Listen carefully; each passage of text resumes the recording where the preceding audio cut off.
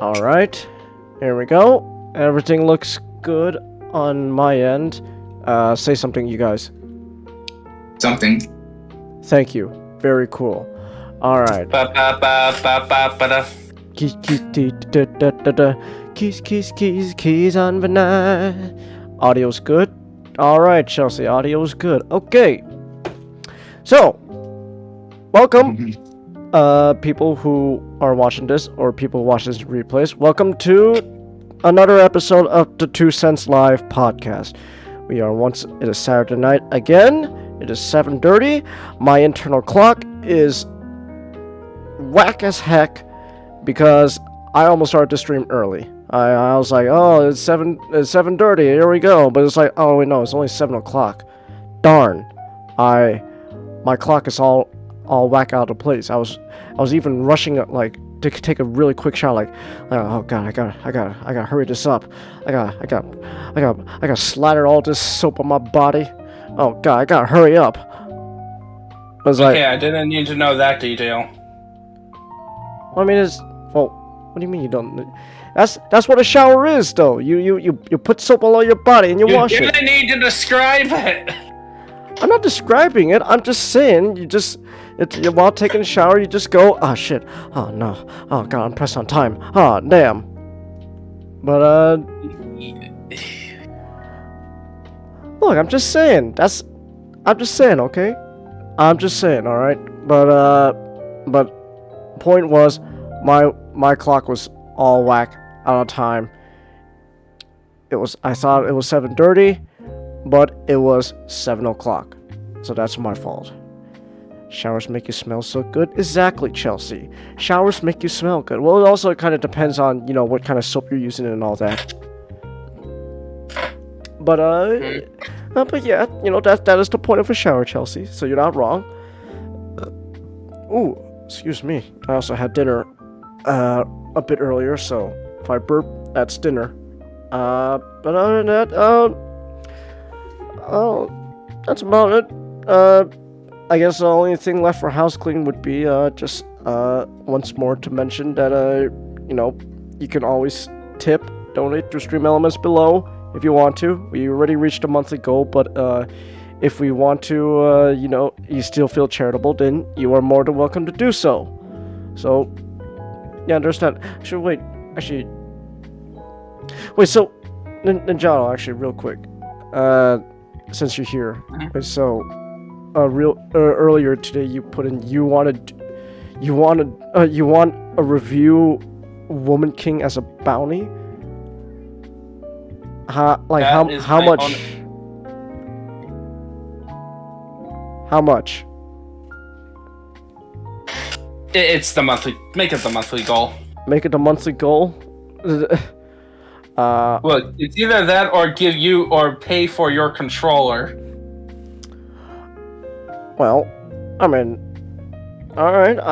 I could make it a monthly goal. Wait, but okay. So I will. So what I mean by doing review, that also includes trying to look up as much history as possible on the kingdom to do a historic review. Oh, we gonna go historic. I see. Well, because well then already we're off to a bad start then, because that you can already tell that movie is not going for history. Oh yeah. So yeah. So you're already off to a bad start there. You don't even need to do a deep dive into it. That it's completely historically inaccurate. Part of the movie, apparently, it takes place about at least 20 years before they actually fight the French. Huh. Okay. And there's no way they would win against the French because they lost those wars. Oh. Oh. Well, if that's the case, then I guess well, actually, when does that movie even come out? Is it already out? This week? Oh, this week? Let me see here. The Woman King. Let me see here. Wow, man. Showtimes for The Woman King. Oh. Oh wow, it's already already came out. Huh. Okay. I guess then what I can do then I could set up a new donation goal, and then yeah, if we reach it, then you gotta watch the movie in general. You gotta watch The Woman King. Yeah. Okay. And if we do make the goal, guess what you're gonna spend that money on? Okay. I'll buy a controller. Okay. Is it that big of a deal? I didn't think it was that big of a deal, but all right. I'll go get it. It improves your gameplay for certain games so much. Okay. All right. Well, I guess I'll check out a controller then. All right. That's fair. I guess you need the help. You know, well, I'm not a gamer. Wait, do you have console changes? No, I have no consoles. Okay. Comet, the last console I ever had was the Wii. The original Wii. For my big TV that we no longer have. For reasons I will not disclose. But we used to have a big TV, and to go along with it, the only game console that me and my brother used to play on that TV was the Wii. The original Wii with the whole motion control, remotes and all that. No Switch. Did you know that? Oh no, go ahead. Did you know that the Queen's favorite console is a Wii?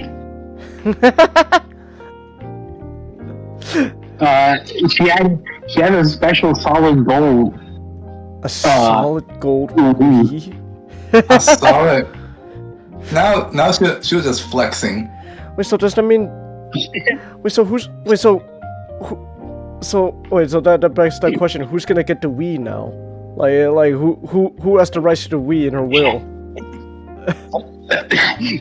I don't want to see that. Does it go to Charles, or maybe it goes to her favorite grandson? Not Harry, the other. Watch. There's gonna be like a old watch. You know, here's what we're gonna do. There'll be a recording that'll play. Yeah. Across all of UK. And it'll be the Queen on her throne. It'll be like, my Wii is yours for the taking, but you gotta find it first. You gotta find it first. In order to get this Wii, you must each fight to the death for it. How do you propose we do that? There are things called rider cards.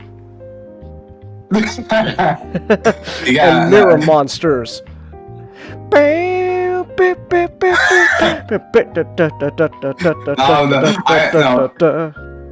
can imagine like a road race type of thing. You will find it in One Piece. One Piece. I don't know the lyrics to the One Piece rap. You guys know more. Keep dreaming. Don't give it up. We'll keep dreaming. Don't give it up. Y'all may keep dreaming. Don't give it up. Give it up. Give it up. Oh. Here's I'm sorry. In order for this Wii, you must each fight to the death. How do you do that? See, there are these fruits that you could. There's these fruits. They become locks, and you can put them on a belt. And there you go. Fight to the death with that. Don't eat them. Don't eat them though. Yeah, don't eat them though. You'll die, or worse.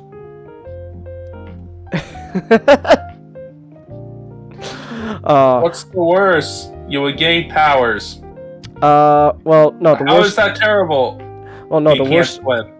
Well, no. The worst is you become a monster, and then all the other people will come to kill you. Kota had to learn that the hard way. He got traumatized, and then he became Fruit Jesus. That's a Kamen Rider Gaim reference for you. Fruit Jesus. Fruit I love Jesus. that.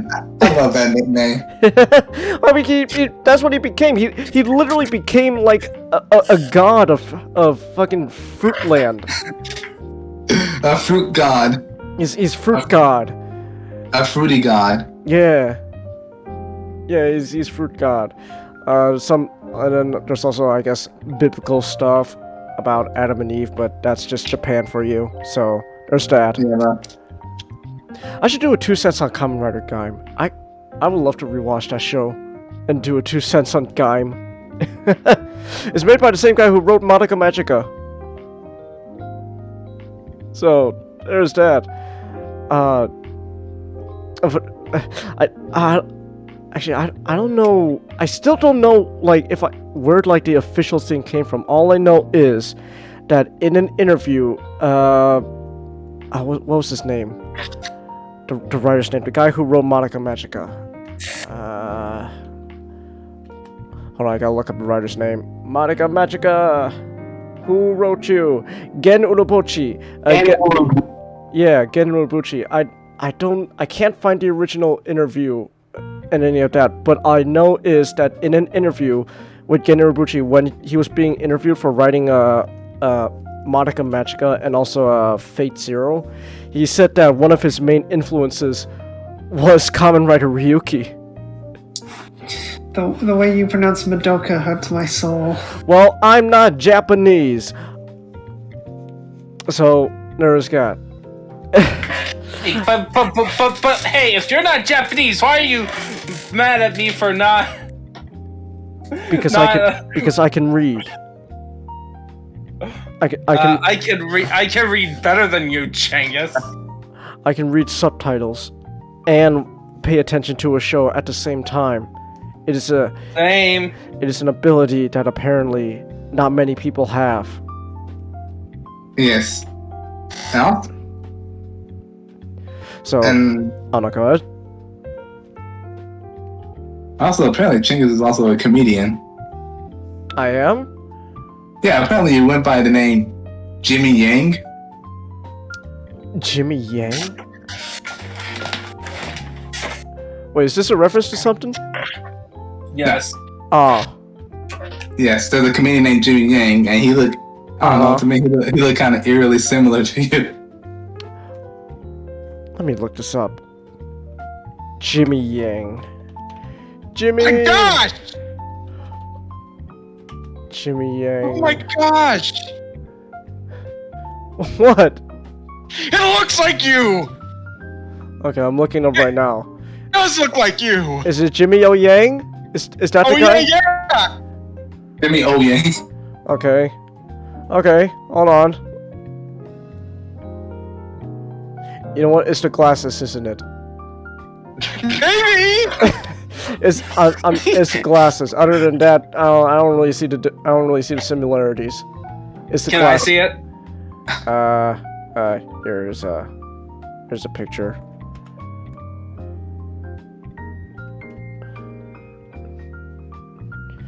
I don't know. He just looks. It's just the glasses. He looks That's like you, about it. but he looks like you, but fat with longer hair.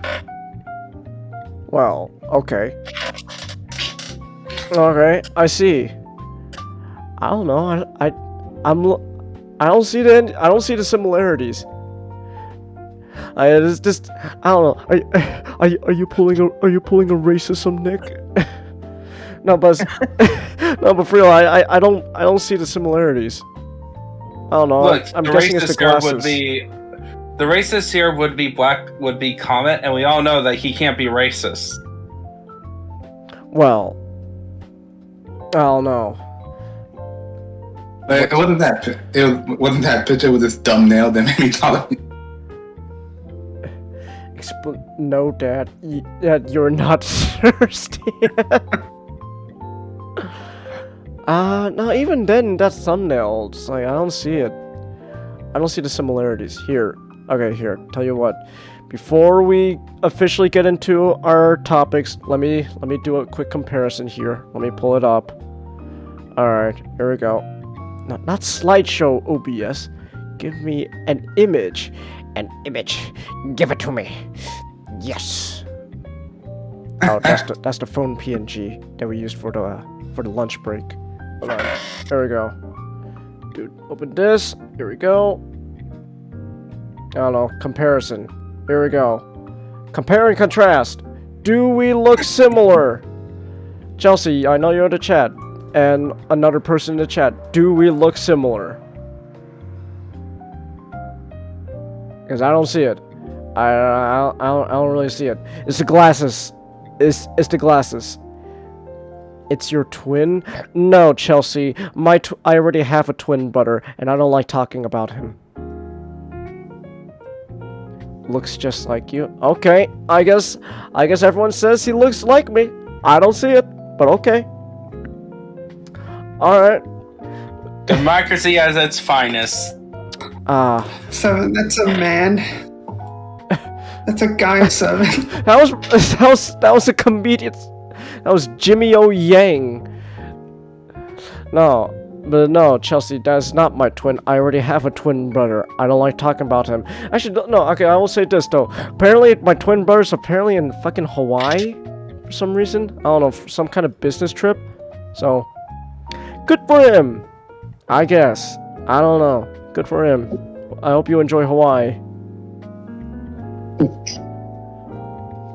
So, Looking forward to your next session of being compared to him. Hey, genius! You're gonna get you a brother, Timmy! look at your brother. Look at your cousin Timmy. He got 5 A's, and he's 9. But alright. Okay. So with that out of the way, then almost 20 minutes already into this podcast. Alright. So with that out of the way, then I think now is the time we can finally get into our actual stuff. Alright. And now to answer a earlier question way early on, Chelsea, since this is relevant to our next topic, how exactly is the game reveal thing gonna work? We're just gonna talk about it. That's it. I didn't. Hold on. What? Before I do, I need to use the bathroom. So. Oh. All right. Okay. He's going to use the bathroom. He can't hear us. All right, chat. You know what to do. We know how to greet him. Wait, Chelsea, I know you've been paying attention. We know how to greet John when he comes back from the bathroom. So. I was surprised because I think part of me I'm getting too used to like the leakers being right. Huh. It comes with the territory of just like nothing's a surprise anymore because you got someone and their father exposing what the next announcement is before it happens. So it's like, Hey guys. so it's like Sorry. I was like, hey guys, I heard this thing. My uncle works at Nintendo. My uncle works at Nintendo.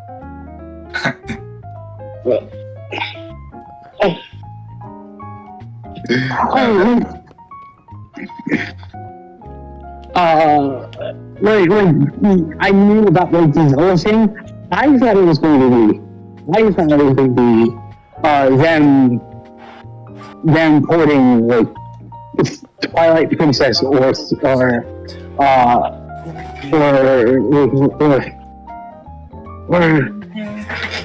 why am I blinking out? It's one of my favorites. Hey, I'm back. Welcome back. Damn, boy, were you frying chicken in there? Not for real. No, You piss loud as fuck. I think that's pretty cool.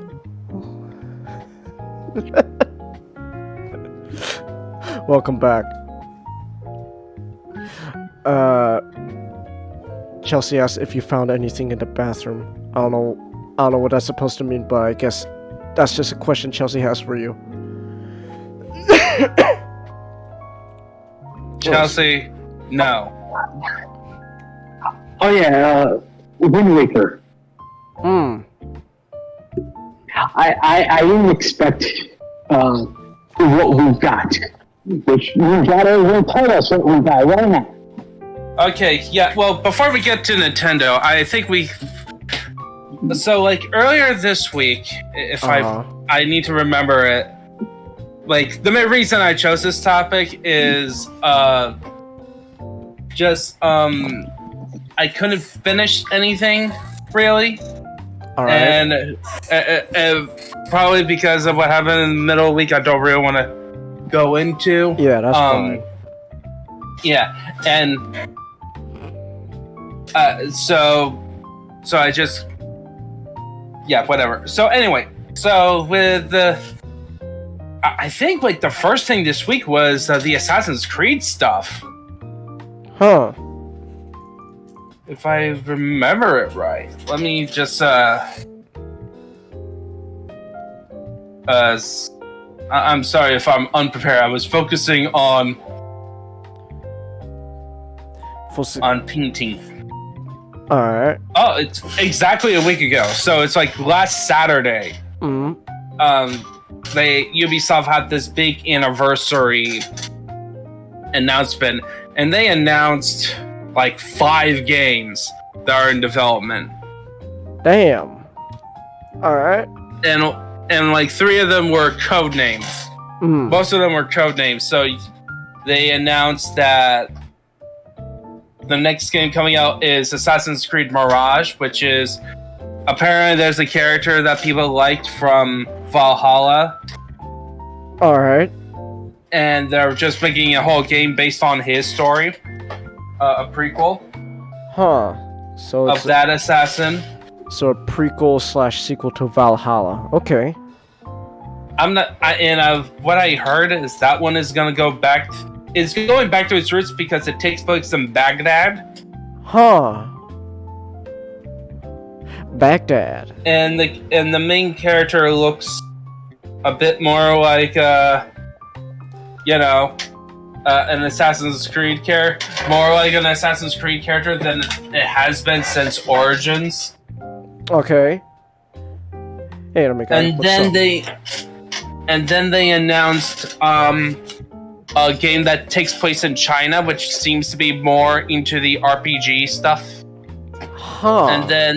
And then they announced Assassin's Creed Red, which is they're finally doing Japan. Oh, so we're finally getting ninjas. Mm-hmm. Alright. The only problem is it's part of the RPG stuff. Okay. Alright. If you can, if you can briefly, someone who's not played Assassin's Creed, what's wrong with the RPG stuff?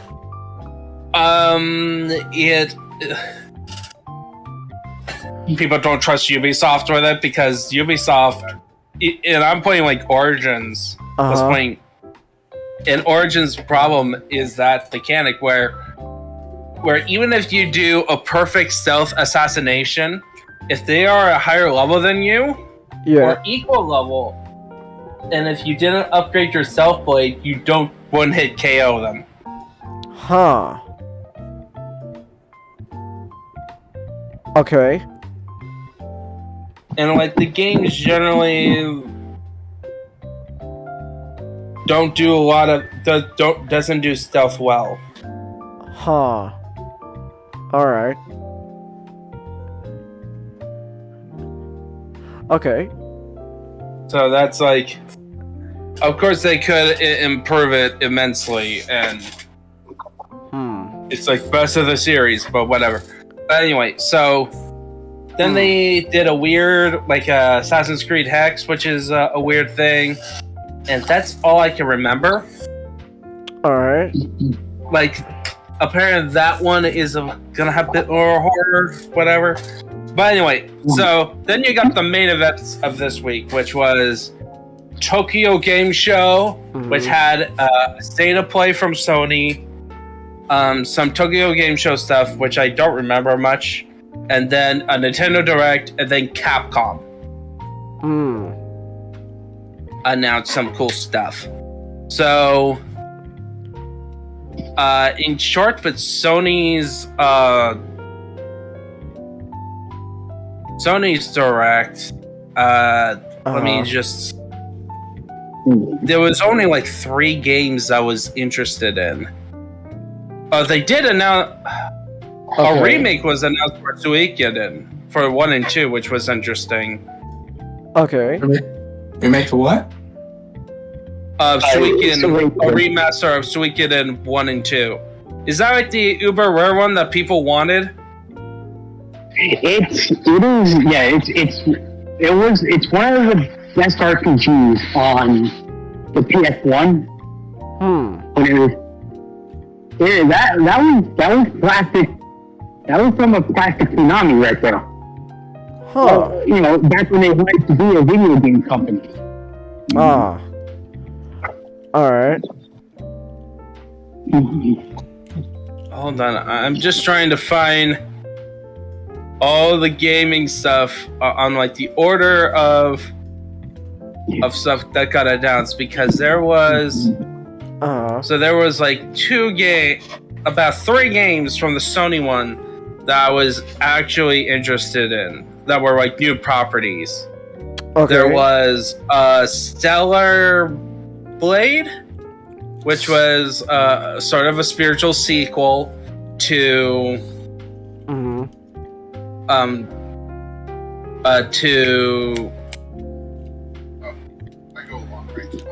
it looked like they took a lot of tips from Nier Automata. Okay. Like in terms of music and like even gameplay style. All right. I'm assuming that's not really a bad thing, though. I heard people like that game. Oh wait, Nintendo Direct happened on the same day as on that. Oh yeah, of course. Like the state of play started with the Tekken 8 reveal. But since I haven't played Tekken, I didn't care for much. They also announced Star Wars Galaxy's Edge, which is a video game that actually takes place during the sequel trilogy or before it. Look, so it's a Star Wars video game that's based on the fake land that Disney came up with in Disney World. Yes. That's Well, that's and it's a VR game, by the way, too. So yeah, I'm not gonna be able to play that because I don't care. You don't want the VR experience? No. And then they announced a mech. There was a mech game. Oh. Which was like that sounds I interesting. remember. Oh man, That all the mech.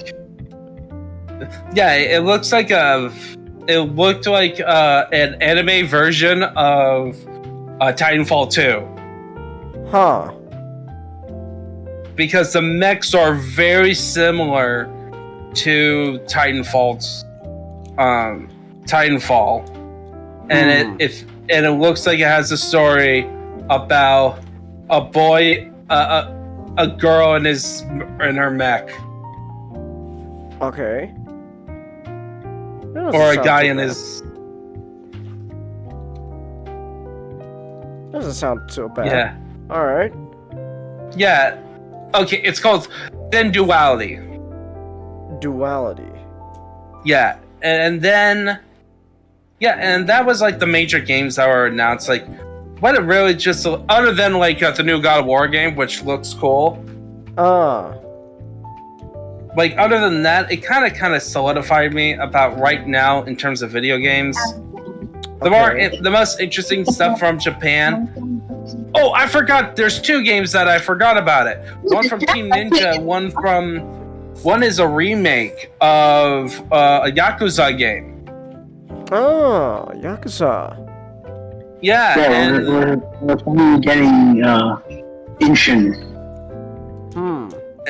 And what's so funny about both Inshin and Live Like Ronin or something like that? they both take place in a very similar period. Huh. 1861.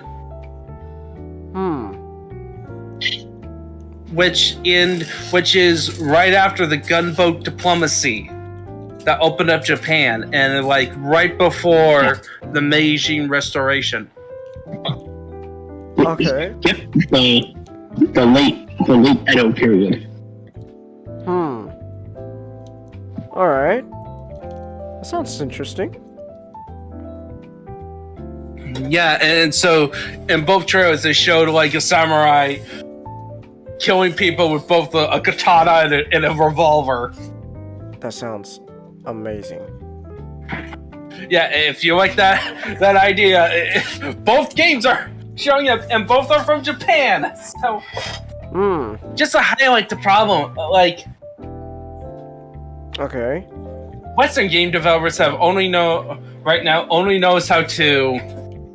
The only innovation, interesting concepts they can think of is how to monetize their games, which are just like bland copies of games of the late 2000s that were a derivative even back then.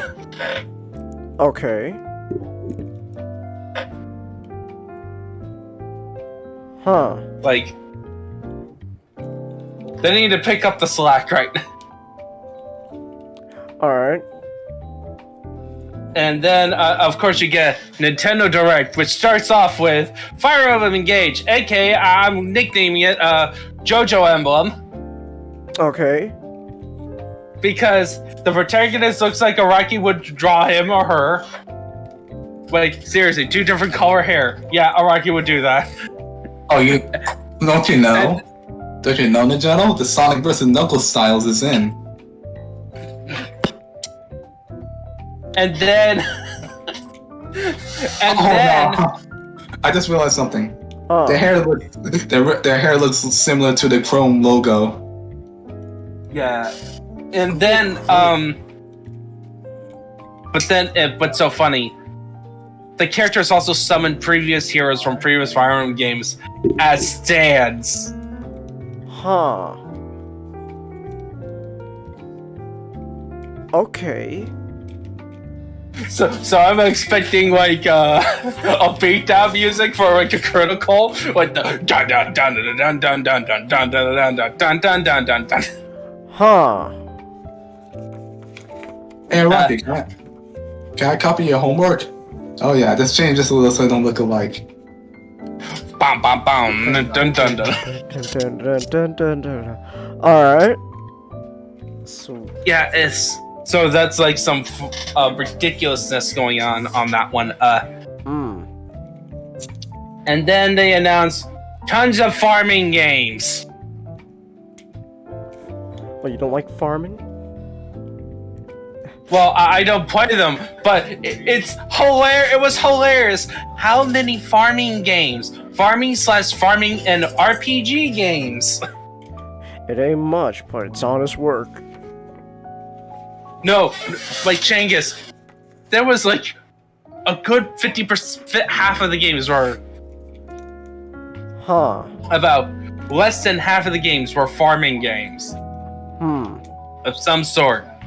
Okay. It was pretty funny.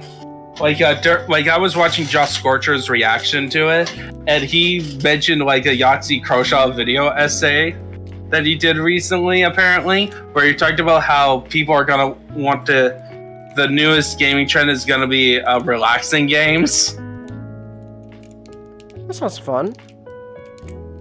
I wouldn't mind relaxing games. I could stream some. Yeah, and but then it's like, yeah, that proven true now. We have so many farming games. Huh. But come on, don't you want to be a farmer? It ain't much, but it's honest work. No, I don't want to be a farmer. Oh. I want to be an awesome warrior. Well, Nintendo, you gotta understand, farming can be very profitable, especially if you farm certain crops. Yes, certain crops. Yeah. They announced a new Fatal Frame. Also here another funny one. right. Fitness boxing, Fists of the North Star. Oh yeah, I heard about that one. Kenshiro's gonna teach you how to get in shape. Yes, so you can survive the apocalypse.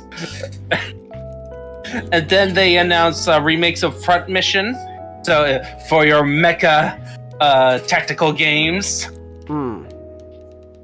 And then Octopath, of course, more Splatoon 3 stuff. And then Octopath Traveler 2 got announced. Don't know So what that I means. do want.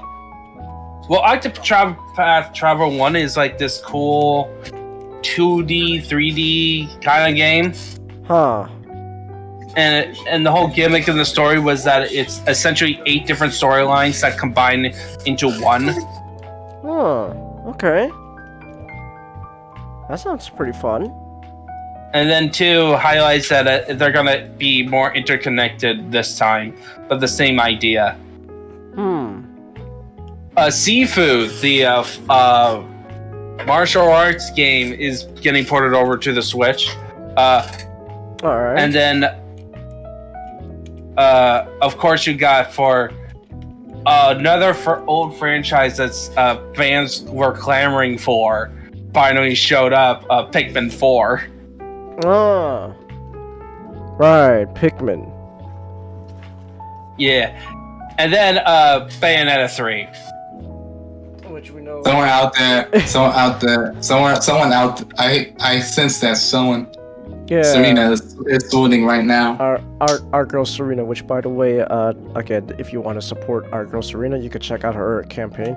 That's right, I am a shill pro today. Let's go! I am shill pro. We're showing! I am shilling, let's go! I put her link to her crowdfunding comic book in the chat. There we go. Shill like a pro. Alright. Yes. So we got some cool stuff for Bayonetta 3. And then the guy who did Danganronpa is doing a new mystery game called Master Detective Archives Ring Code. Huh. And then all the new Resident Evil games are getting cloud versions. Resident Evil. Any what? Yeah, all the Resident Evil games are gonna be on The cloud. new ones. The new ones are gonna be on cloud now. For the Switch. Ah, okay.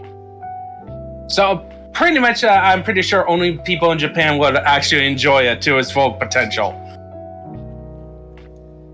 Okay.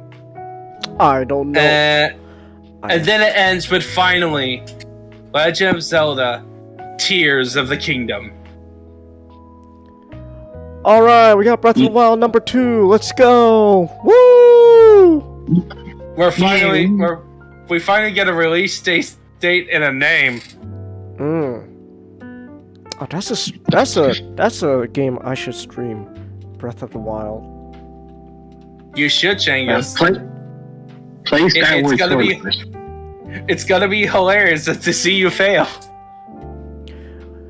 Well, I mean, it can't be that. Wait, why do you say play Skyward Sword first? I think if you want to get into Zelda, I think that's a great place to start. Huh. That's one of the worst games, though. Take that back. What? Take that back, SGD. That's what I've heard. What? It's not looked upon fondly by a lot of people. Yeah, I know. It's looked upon fondly by a lot of people because of the motion controls. Yeah. Which on the Wii it wasn't. On the Wii, the controls weren't implemented well, but the HD remaster on the Switch just makes it a whole lot better. Oh yeah, I need to finish that. I have that. Yeah, I have a Switch, lot of so- games to finish. Yeah.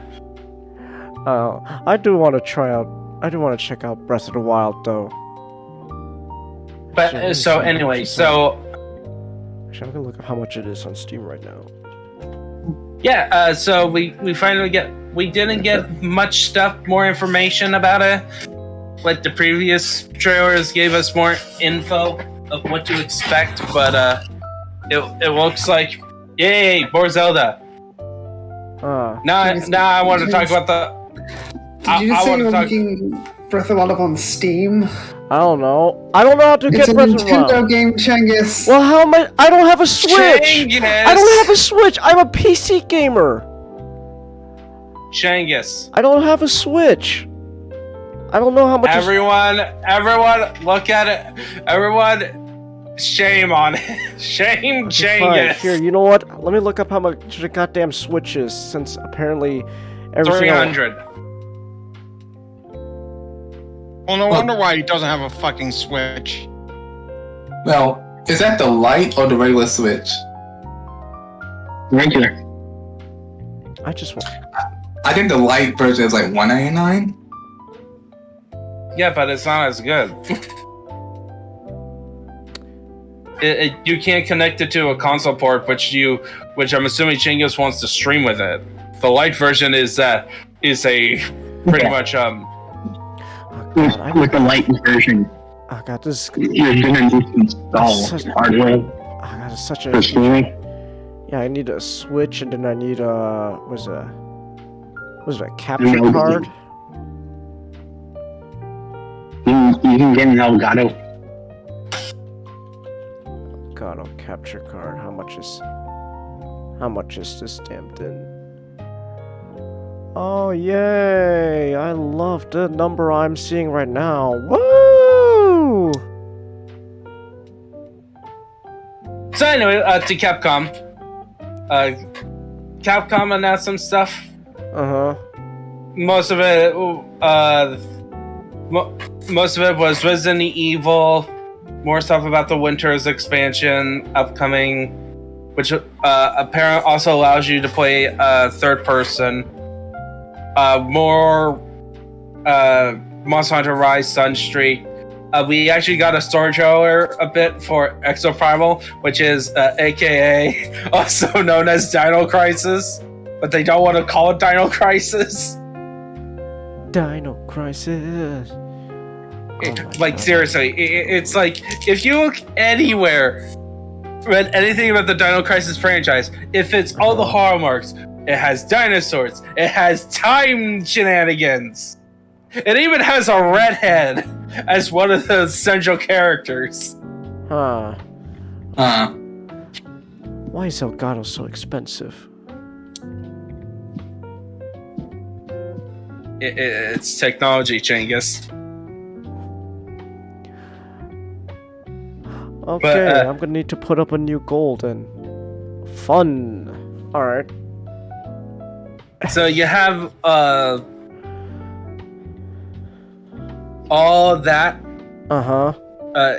That stuff, and then it ends. Well, other than like Mega Man X and Battle Network Collection stuff, but Wait, no one cares.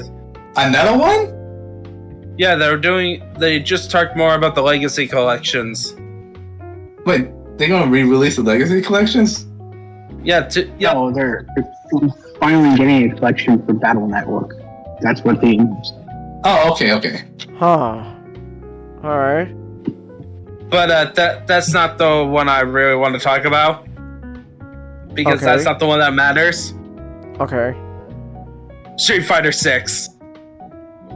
I am so happy what we got. So we got we basically got like, here's what you're gonna get when you buy $60. You're gonna get World Tour, which is your single player content, where you get to create your own fighter, and much like in Xenoverse, you get to meet with all the other Street Fighter characters, and they're gonna teach you their special moves so you can make your own fighter in the world. And then some of the special moves you can gain access to more of the levels, and you're gonna go around the world. And then they announced for other modes, including Extreme Mode, which is basically, hey, we're gonna just throw in gimmicks during our multiplayer matches. Do you agree with this? So, like, wicked bonkers mode, and then you got your standard fight mode. Uh-huh.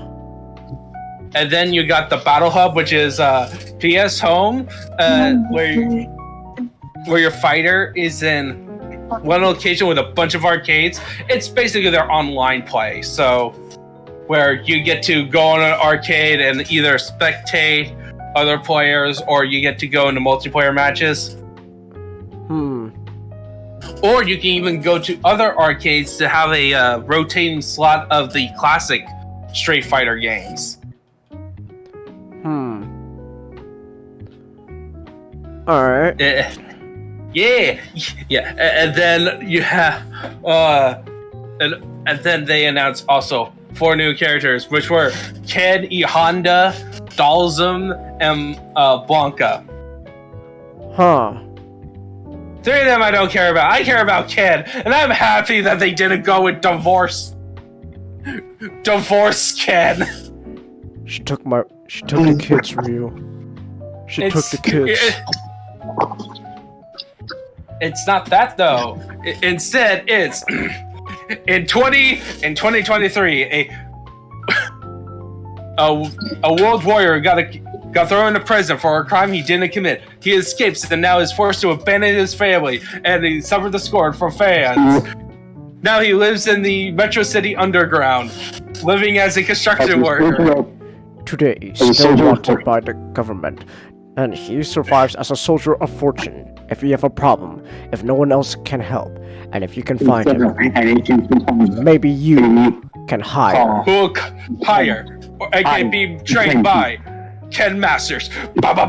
Shuriken! Dun, dun, dun! And then, like, during the intro, you get Ken, and then you get Laura, and then you get Sean, and then you get Guile.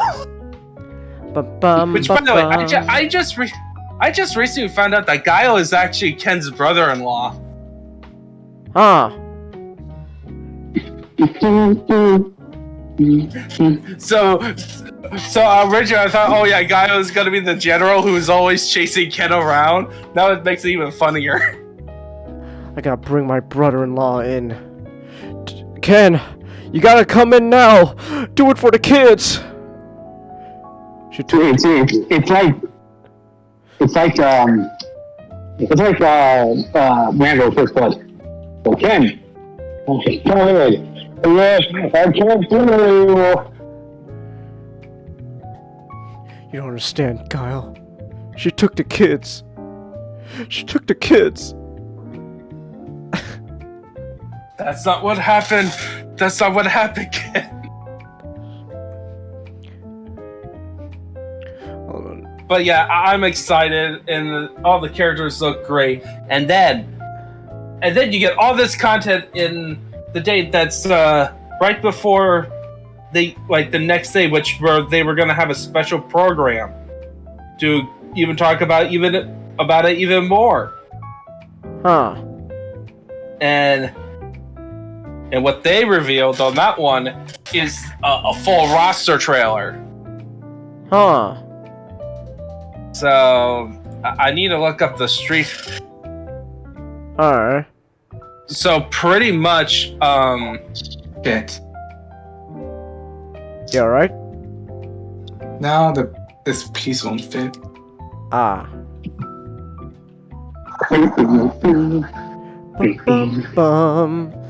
Let's see. Pretty much, most of the people got announced. The only characters that did not get announced was Akuma, Ed, and I think Aki and Rashid. Rashido.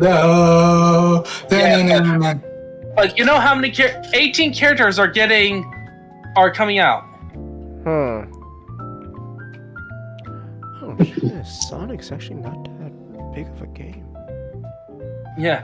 Oh yeah. We'll talk about Frontiers a bit because I know Xeonic is excited about that one, I think.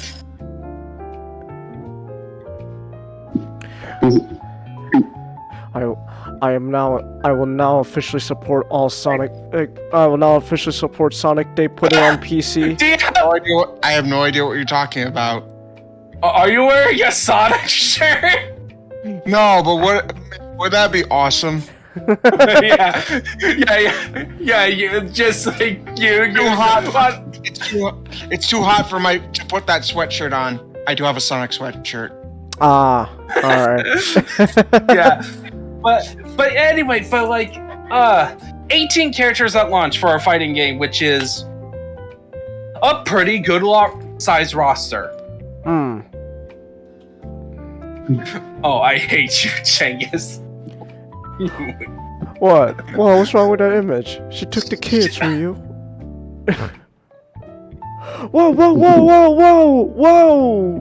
Whoa! Ken! What?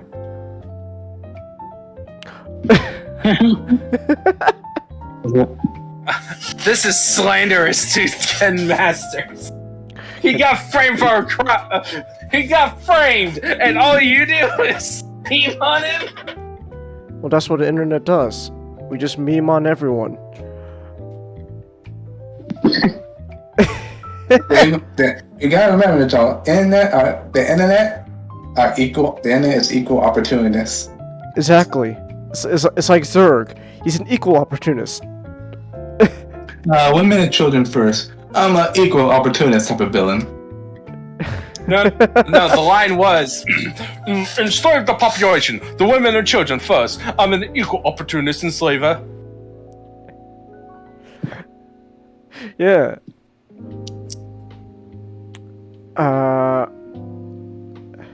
Yeah, and then, so some other stuff, Sonic Frontiers. Yeah. Sonic Frontiers. It's actually, I'm looking at it on Steam right now. It's actually not that big of a game. Well, at least compared to other stuff I've had before, like Sonic Frontiers. Storage-wise, it says about 28 gigabytes. So that's not that bad. That's not as big as I thought a game like that would be compared to, let's say, like a Spooderman, which is like 75. Anime guy, I understand you're not big brain enough to understand Chelsea, so let me translate. She's asking why does your response make you more concerned? She doesn't understand that part. I fight this fear. As I hold the ones I love. Oh, are you singing the actual song? Yeah, we got two new. I have not heard that track yet. I'm just that game has redeemed in terms of its marketing. Oh, there's a lot of people talking at once. Ninja, you go first. Sorry. Like that game, redeemed itself from the initial marketing disaster. Well, their first mistake was getting someone who's as good at games as me to do their test run. Okay. Anyway, guy, to translate for Chelsea, she's asking why does her response make you more concerned?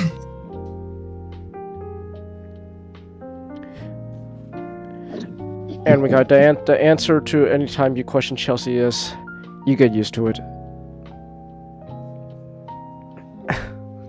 Alright, now, what were you gonna say? I was gonna say, I think the amazing thing about is the Sonic Frontiers show is, they're just finding out about, 103 Rock. Huh. Alright. Yeah, it's like... Alright. Yeah, Sonic looks smarter than I thought, so yeah. I will support Sega over Nintendo because they put their games on PC. I'm a PC gamer. Because Nintendo Switch is too expensive at the moment. Maybe you should save up your money and not spend it on Bionicle. I'm gonna pretend you didn't say that. Do you know how rare Bionicle is nowadays? I was so like absolutely pleasantly surprised that when I got Anima in the mail yesterday, I was like, holy shit! It comes with a canister. They didn't say anything about the canister. There was nothing said about the canister. It just said, "Oh, here you go. Here's the figure. Sure, it's used, but it's 100% complete." It's like you did not say anything about the canister, though.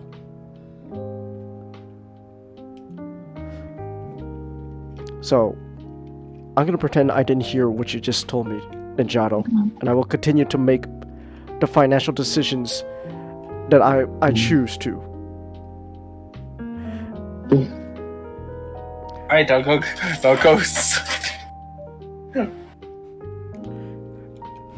I will still make fun of you. That's fine, and I will just ignore it. Yeah, and I think that's like all the stuff I want to talk about. Like there's nothing really deep other than like, right now the West is not doing well on game development. Huh. In my opinion, I think it needs a kick in the pants. All I know about Western game development is the biggest news is Overwatch is finally shutting down. Oh yeah, they announced a new Overwatch character, so I wonder how long it will take before she's announced to be gay. Or trans. My question is both. My question is. Depends on how long before Blizzard does another oopsie.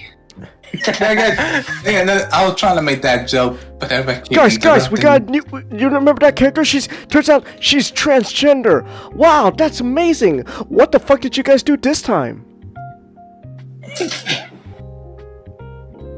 But don't you care about a transgender character? Oh no, I do. I'm pleasantly surprised she's trans. But what did you do?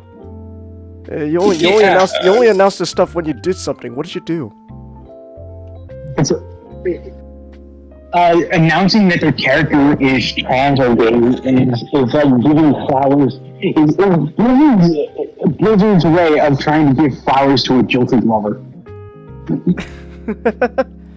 Look, I know I did bad things, but and I put us all into debt. But look, Blizzard, you had a Bill Cosby room. Someone you even had named a Bill it that. Cosby room. That's the one thing that still gets me. They did all their shitty stuff in a room dedicated to Bill Cosby, and this was during and this was during before the whole Bill Cosby was able to go free and stuff. But even then, still, it's like, you did all that in a Bill Cosby room. You did it. Everyone thought that he was a horrible person. Well, we don't know if. Well, I don't know. Well, yeah, we don't know in the court law, but hey, details. But it's like during a time period where people just go, yeah, he's evil. Who on earth would? We now return to the Cosby Show, but with what we know now. Oh wow! I was so busy not seeing color, I didn't see all the rape.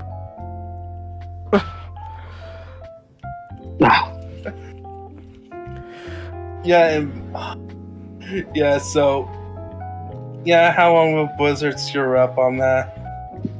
I don't know. I think honestly the only game I'm actually really looking forward to is probably Sonic Frontiers. I think that's the only game at the moment that's actively making me go, okay, this is interesting. I hope this is good.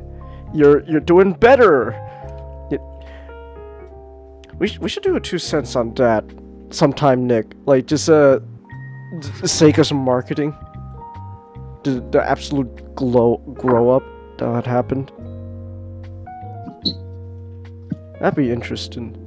Yeah, that's probably the only game right now coming out that I'm like, I'm actually kind of interested. Only game I'm paying attention to is Halo Infinite, and that's because that game turned out worse than I ever could have imagined.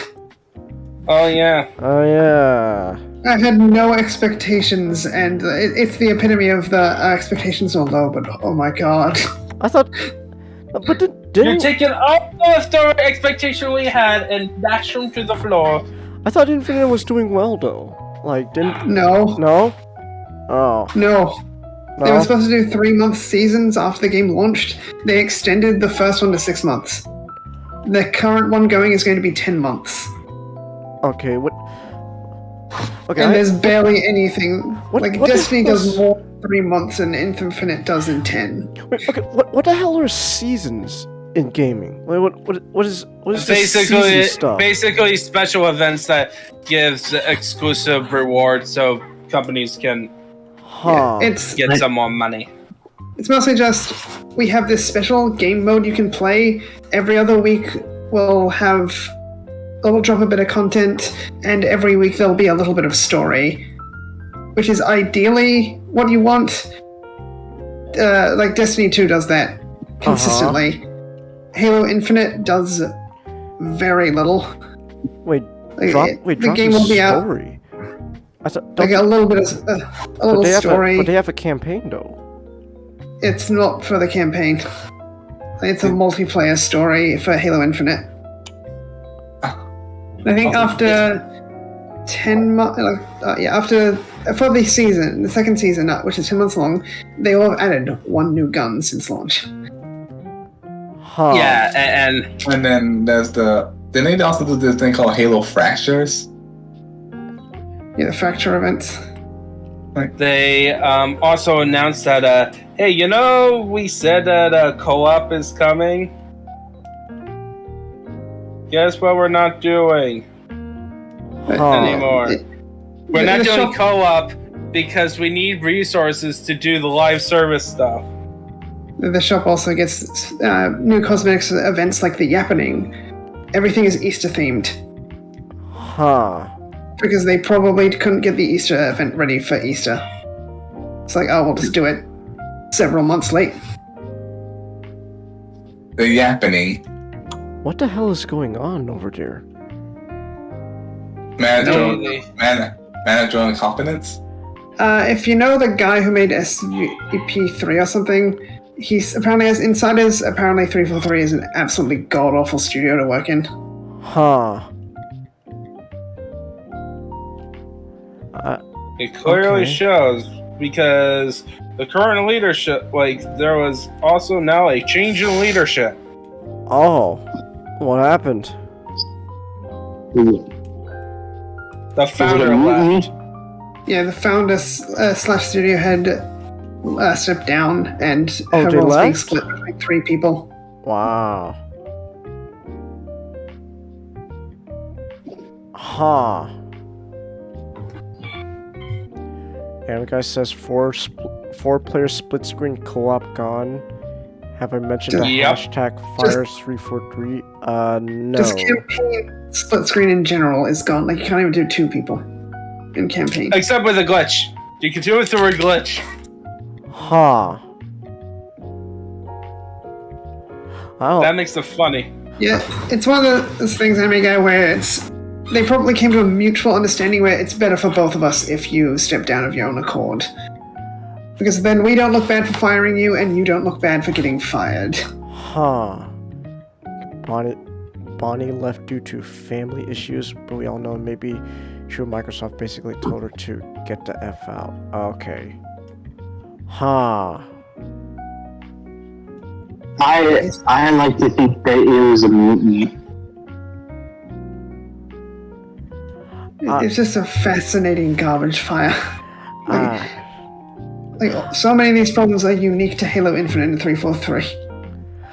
I'm just wondering, like, this is all like I don't know, like it's like a foreign language to me learning about this stuff because really the only thing I really care about Halo at this point is just the campaign. That's really the only thing I care about. So I don't know anything about like what do you mean seasons? Was this a television show now? It's copying it's gonna- Destiny 2. I think Destiny 2 did a bunch of things and everyone started copying them. And that's Changes will do that for DLC. Right? Is they will periodically, like, this DLC, they will announce that it is coming and they'll just periodically just release them. That's why that's why they came up with the idea of a season pass. Huh. So that you can get all the DLC when they periodically come out. Yeah, seasons for Halo Infinite are because like 343 copies everyone and everyone. also, I think Caesar's been handling Halo badly for a while now. Huh. One of the biggest complaints based on what I heard from fans is that 343 tend to they set up a storyline, then a little bit of complaining, and they They drop it. abandoned it within 10 seconds. Yeah. Like, because people are not happy. Like I said, at this point, all I only care about is the campaign. I don't really care about anything else about Halo. Well, Yeah, the campaign's not in a good state either. yeah. Oh, Like I said, if you keep dropping Yeah. stuff, I can't remember if they've implemented mission replay yet or not. They did. But it took forever. well, you can't replay the campaign? Not if you have the not when it launched. You had to start a new game. Huh.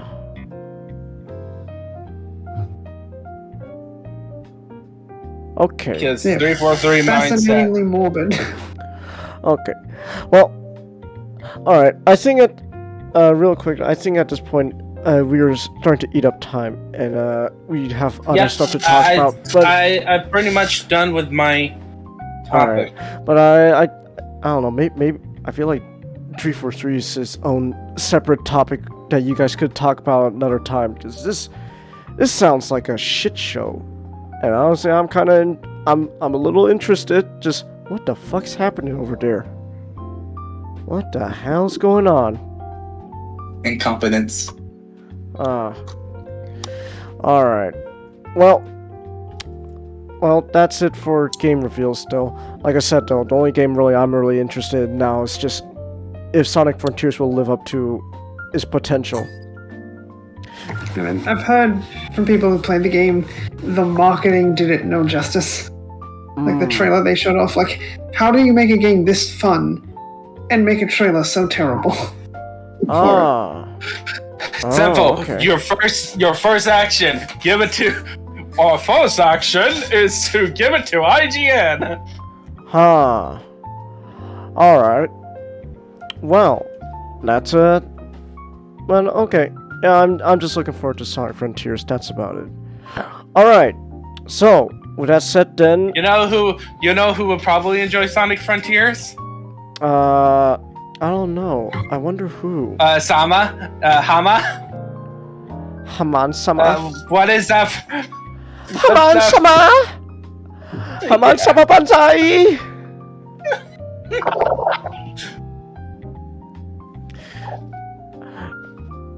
Mr. Comet.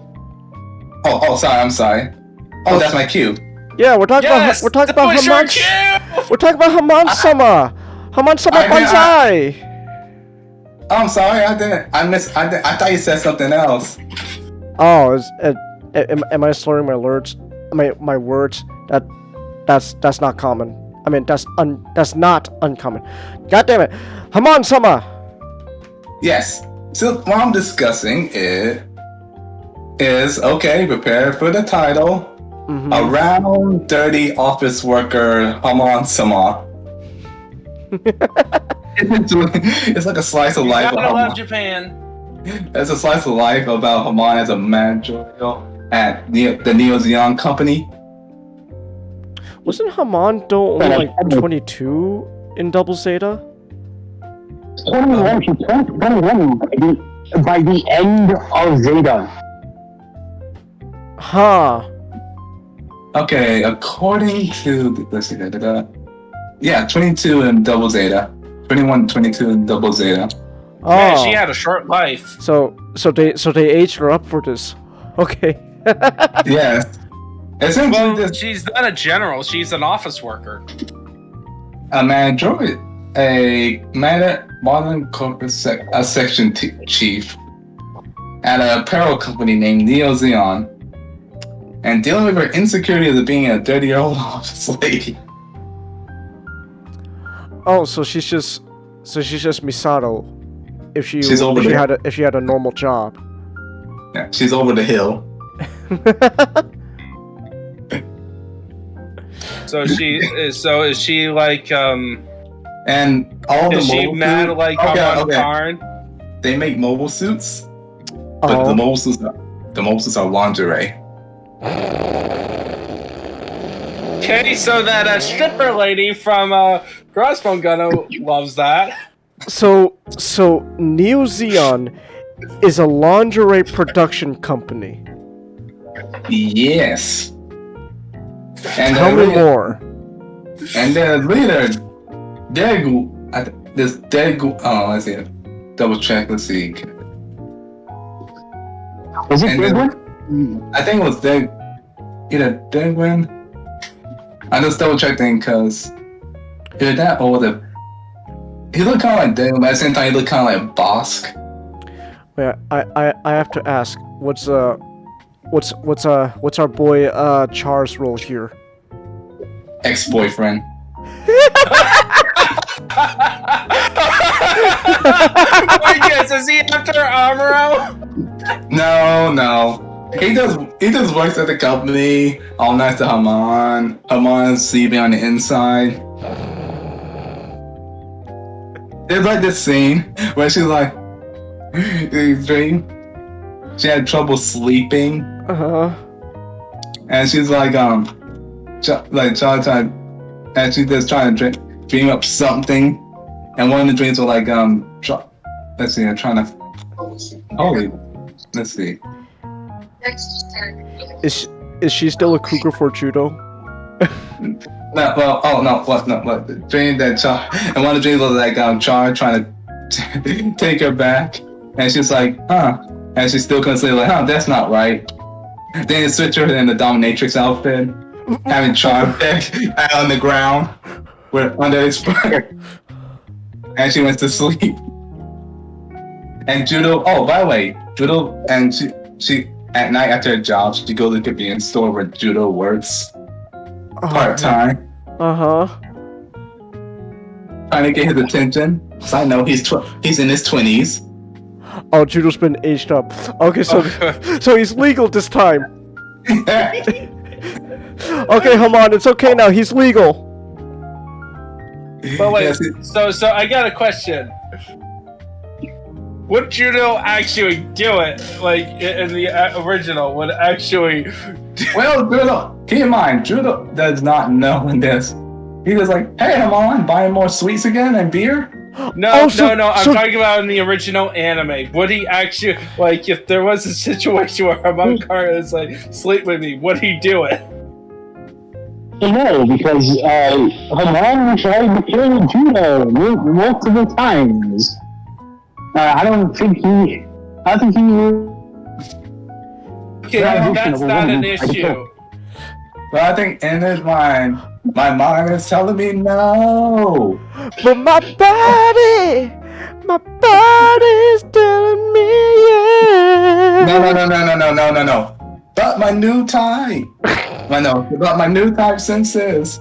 My new type senses are telling me yeah. And then you hear the zing, the little new type thing, and which could be a double entra. Oh my goodness. Wait. Okay, so this is about Haman. What's Minerva's role here? Hey, big sister Haman. Big sister Haman. Oh, it's alright. It's alright that it's alright that you burned the cookies. You tried. Okay. Oh wow! Even in a spin-off, Minerva's still the best zombie. Then there's then there's the Argama company. Oh my, the Argama Cup. Bride's in charge, and they talk about, my son been kind of rebellious of it lately. I wonder why. And Camille being like autistic, because like Junior is like a junior like employee, and being all autistic as well. What Being all, about like oblivious. what about our boy Amro? I don't think we saw him yet. Really? Huh. Then we had the new junior employees, the Play 1 and Play 2. Uh-huh. Play 1 is like the hyperactive one. Play 2 is like the serious one. Then we got the crazy dual hair chick who's always out drinking. Oh my god, wait. I forgot. I completely forgot. Haman-sama. What about Mashmir? What's Mashmir up to? Mashmir? Yeah. What does he look like? No, what's his Actually, what's he up to in this manga? What's he up to? Oh, what do you call- Haman-sama! You're the greatest. I shall do. yeah, the cigarette with the rose, Genghis. No, the cigarette with the rose, Black Comet. Yeah, he's like always praising Haman. Uh-huh. Saying forget every time make him say like forgive me, Haman-sama. I shall do what you say. And there's a scene where she talked about Chari wanted in her drunken state, passed out drunken state. So he took his glasses out, got a black marker, colored them black, put them on. Then she mentioned, just to comfort her, she mentioned, I'll kill you. And then he took the glasses off.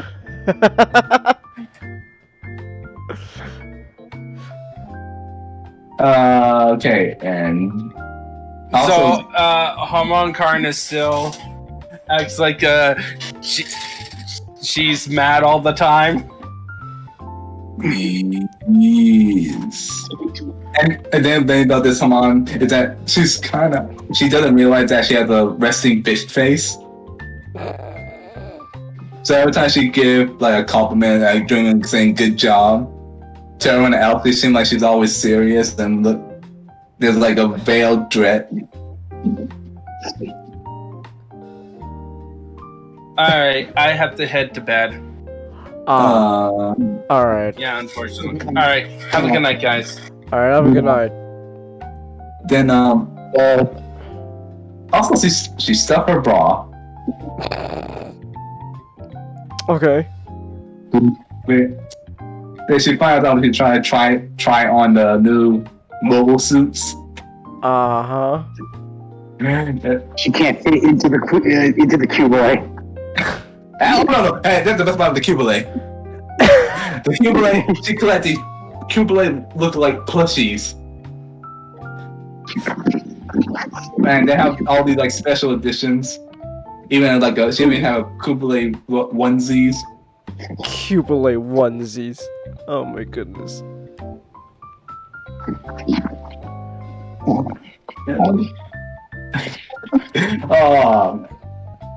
I'm trying to remember.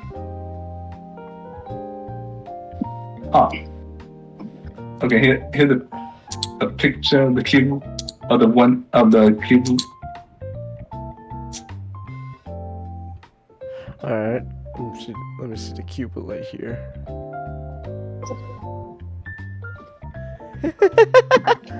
It's like a little plush. That's amazing. Yes. And then as this thing, she found a roach and tried to fight it off with hot water and pesticide and detergent.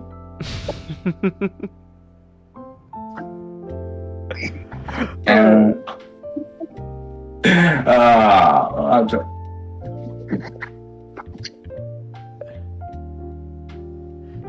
let's see, I'm trying to remember.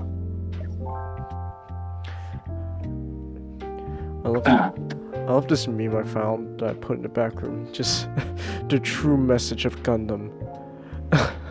Beware those space cougars on God. The tragic horrors of war. Wait. Camille's in his 20s and Hamon's 30. Even in the manga, she's a cougar. Chandy, have you seen like that meme of like the meme of Tamino and Miyazaki together? It was just like the subject is about childhood, and Miyazaki is like, even as an adult, you should never stop thinking like a child. And it's like, Tamino is all adults are the problem. Oh, I found it! Oh my was god, hold on, I found a meme. I'm gonna show it to the chat. And this, Camille's always complaining about adults. Complaining. Oh my god, look at this. This is amazing. My favorite meme.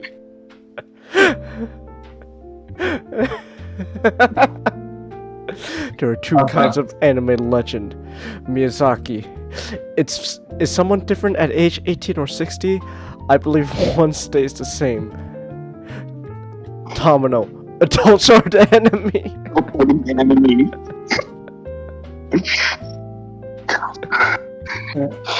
And then Tamino also got drunk with Beecher and the others. Beecher. Is her name Beecher? Beecher? Picha. Judo's friends. Because the dual colored hair chick is like, yeah, to invite her to a joint party, like after hours joint party. And she straight up admitted that, oh, I just invited them on my server. I didn't know their ages.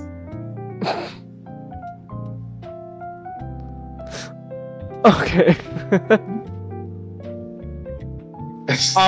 Sir, let me explain that she was 18 in dog years. What the fuck? It's like, wait, before you arrest me, she was 18 in dog years. just get thrown in. They don't even send you to prison. They just shoot you on the spot. Then, oh, you're not even worse person. Let's just kill you.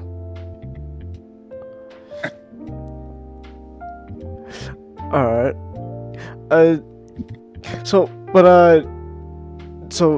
But this manga. So like, is it like It's kind of just like a slice of life. Kind of manga.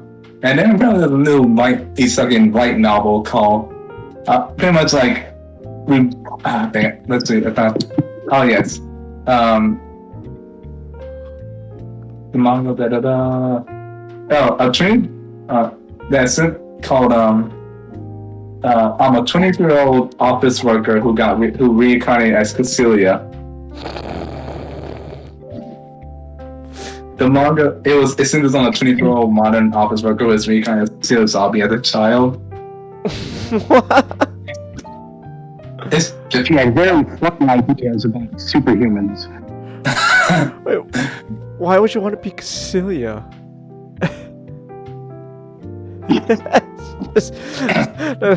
Next thing you know, he's just is this manga gonna go all the way to when Cecilia becomes an adult, so that way she goes to her dad to go, oh, dad. Okay, you know how my brother came to you and said Hitler was right? Oh my god, not you too. Well, guess what? I'm gonna take it a step further. I'm gonna make a bunch of science camps and all that, where we're gonna forcibly turn people into new types. I'm gonna create the Ubermensch, Dad. I'm gonna create the Ubermensch, Dad. We even got the notes from that one Nazi scientist who was from the camps and all that. Cecilia, what are you talking about? also, I found the manga page which she also had sleeping. She also had imagine Judo proposed to her.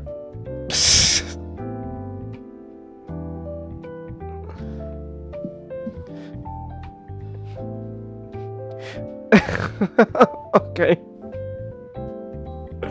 Alright.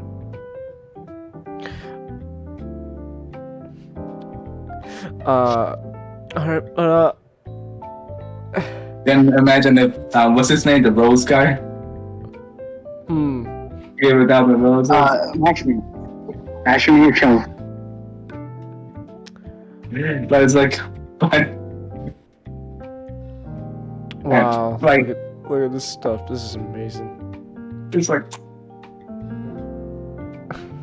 but I'm looking almost like that manga about the reincarnated as Cecilia.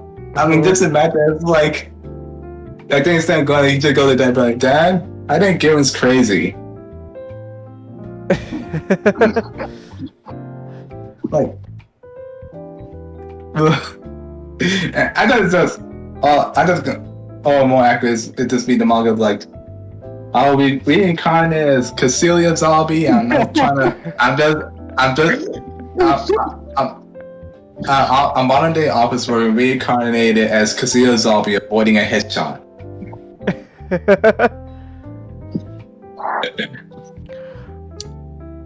Yeah, but man. Also, like, apparently, Constant, that chick that joined the what's her name? That went from the AU to the Titans because for Pokemon-sama. Sarah. Yeah, Sarah. Sarah. They're dating. Huh. But and Your uncle. oh man, and then there's like this scene in the manga where like trying to invited Haman over to his place, and he thought he was gonna do something, but then they end up playing Gundam versus. Huh. And then I will be in the Zabi. I will be in the zombie.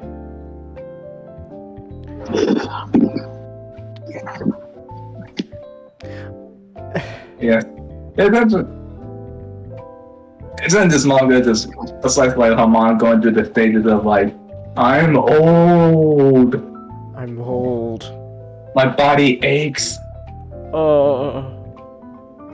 I got medicated ice patches on my back. God, I'm just now remembering. You know what sums this up? Actually, it's this quote from Billy and it's this quote from Billy and Mandy, where Billy's mom becomes a child again. And it's just like Billy, I'm your mom, and Billy, my mom's actually grappling with the onset of menopause. And Haman came also added, Haman's like, everybody's getting married but me. Everyone's getting married but me. Why won't Judo-kun marry me? Also, Yazan Gable is like Judo's manager.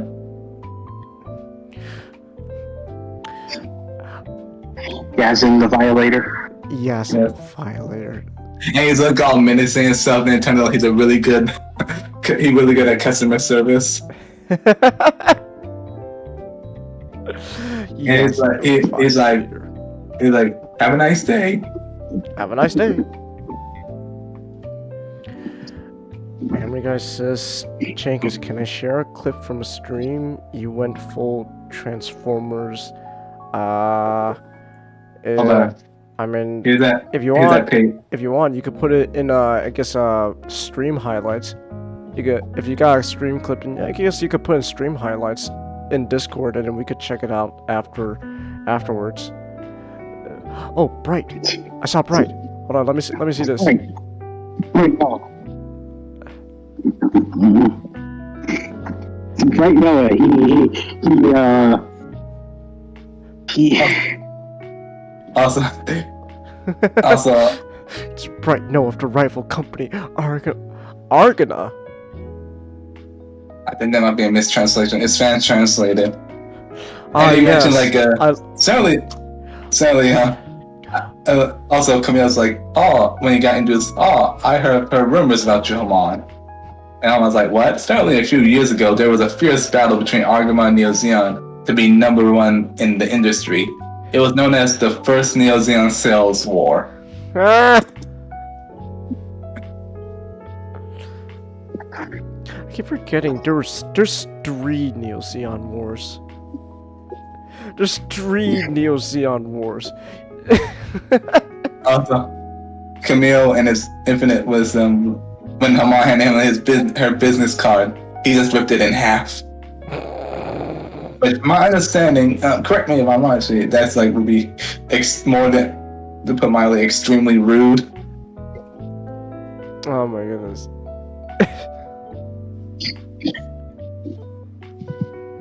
Alright.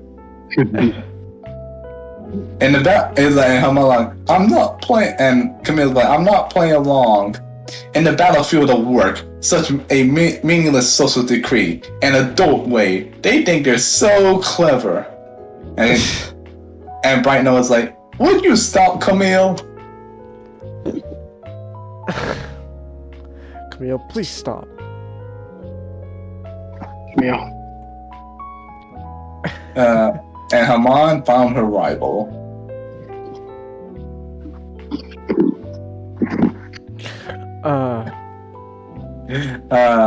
Man. Like I said, this mother is just like, well, I don't want to say, like, it's just like fun and like wacky. I mean, it's Gundam characters that work in the office. Yeah. And they are Yeah. making clothing. Alright. Also, there's this scene where Hamon got super drunk and Camille's trying to help her out and solved him. And kind of like it should be much like, Camille, why didn't you say you just going to a party, after work party? Why didn't you call? My phone was dead, and his phone was actually dead, and he was being oblivious to fall feelings the entire time. Like, Oh no, go ahead. I was going to say, I'm surprised Jared is the one that apparently doesn't have a job. I imagine Jared is the one who has a job, does less of the work, and always gets promoted. Jared's the office meme with Michael Scott just getting promoted, and it just has this look like just what? Oh, Jared. Well, in this, Jared doesn't have a job, but he's constantly trying to look for a job.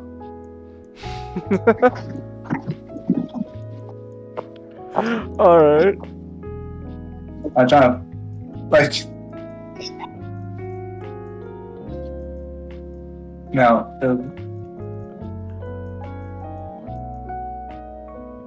Uh-huh. oh, dang it, I lost it. Oh. Alright. But there's not much. Slice of life, Uh-huh. Gundam characters, I got a question. In the manga, wait, are you on from another continent? Huh. Camille thinking that Bright had an affair. Alright. And, yeah, but like, it just, Gundam in a modern day making characters, making products. And Hamon getting drunk. And someone's gonna be reincarnated as Cassilia. Amazing. Yes. Gundam went full isekai. Isekai Gundam. Let's go. Oh. Well, technically. Alright. Is there anything else? Oh no, go ahead. Other than this one line, Camille, will you work over? Bright asking Camille, will you work overtime today? Overtime is not something people should do. I've had it with adults pushing me around. Camille, then how to finish work that is late for delivery? Can you tell me that, Camille? But Even if you worked overtime, the efficiency would not change. Why don't you understand that? Besides, I just can't today. I have to hurry home. What? Is something happening with family? I can't. I just have to leave on time for a super new type era diva. Rosa Mia's live concert. Rosa Mia Badon? Oh, let's see who that is. Alright. Oh, Badon. Let's see. Oh. Oh. Okay. You good? No, I remember her from the series now. Ah, alright. Yeah, but you know, it's a funny manga slice of life. There's no overarching plot. Alright. Yeah, you should give it a read. It's some on, and you know, there's some kind of Easter eggs. Char being Char. Char being Char. Alright. Well, if that interests you, then you could check that out. Alright. Alright, then before we move on to our next topic, then I just want to read a couple Tomino quotes here. This might be hard for all of you to see, but in my mind, the image of a sexy animated character is Disney's Snow White. Yoshiyuki Tomino, creator and director of Mobile Suit Gundam. Wait, is that true? I put it in the back room. That's a quote. No, I see it. I just questioning, is that actual quote or just one of those I don't know, but you know what? Honestly, knowing Tomino, it sounds real. Tomino. With the legend of Tomino, it could be real. It cannot be. It might as well be real. Here's another Tomino quote. From my generation's perspective, you don't have to go out of your way to make an anime that feels like an introspective novel. He then went end quote. He then went on to describe Shinkai's works as, quote, stories about a boy and a girl who are always stretching out their hands towards each other, and said, yet the boy's hand never reaches the girl's crotch. Oh no, not! We lost not! Oh, I need not here to read the last Tomino quote. Oh, look at stream back room. Alright. Let me see what you got. When I was starting as an anime director, I wanted to be known for great things. I never wanted to be known for some overblown toy commercial. That doesn't sound bitter at all.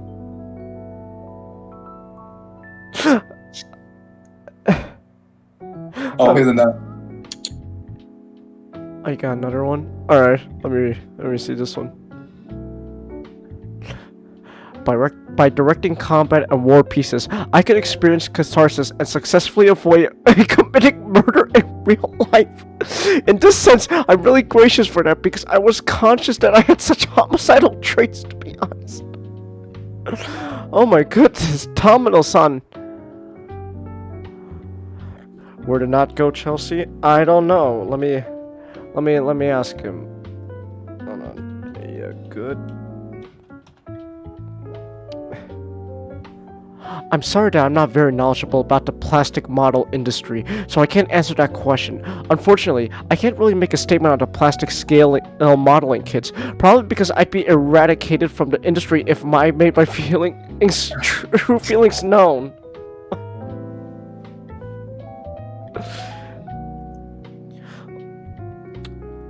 Comment, can you see if you can find a quote about Tomino complaining that Sailor's nipples aren't pink? Her nipples are pink!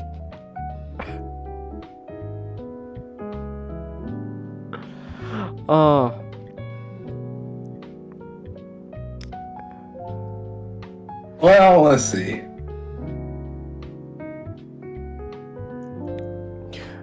Alright, well, in the meantime, This is. oh no, go ahead. This it? Let me see. Wait, where's this from? What manga is this? Let it go. Sail's nipples are pink. He looks so angry. Wait, now I'm reminded of that one video, the drawing, it was the guys at the ink tank. They were drawing like the ultimate versions of like Upchuck and stuff like that, and they mentioned one of the things on Upchuck's, like the back of Upchuck's neck are like nipples. Yeah, they're like I think it's called Mobile Suit Gundam song. Mobile Suit Gundam song. Ah, amazing. Well, this right here? No, that's not. Wait, so, Oh, wait, not so, your back. No, it's from Gundam Sensei. I believe that's what it's called.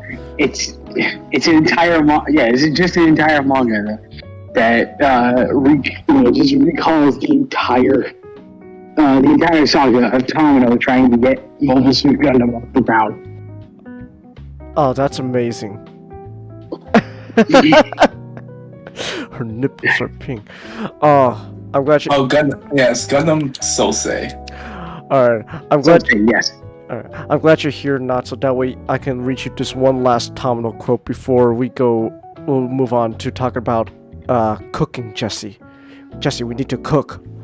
But before that, Jesse, I gotta read you something. Oh no, go ahead. Oh, I was saying, I posted a link in the streaming, but The men who created Gundam. Okay. Alright, here we go. This is the last quote before we start cooking. Before we have to cook, Jesse. Sometimes men want to cling to women. I thought Nanai is probably the kind of woman Char would like to cling to. More than anything, I created Nanai as a character that Char would look silly holding on to. When thinking about what kind of woman that is, I had to get in touch with my inner masturbatory rhythm. I asked myself, what kind of woman would make Char's dick feel good?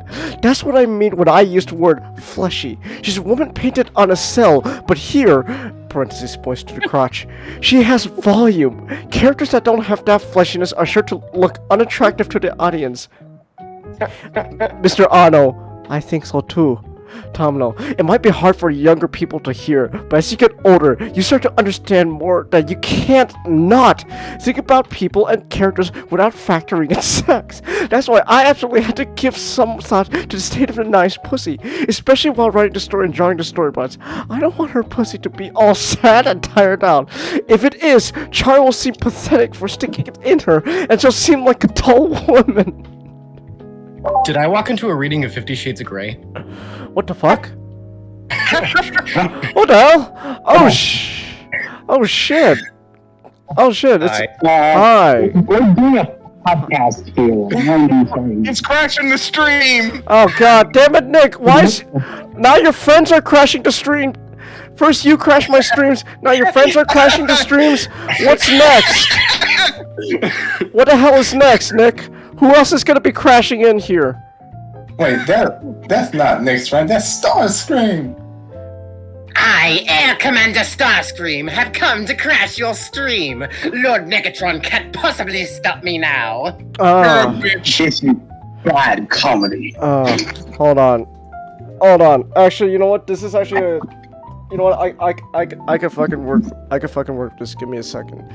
Okay, but okay. Anyone who's wondering what the hell just happened?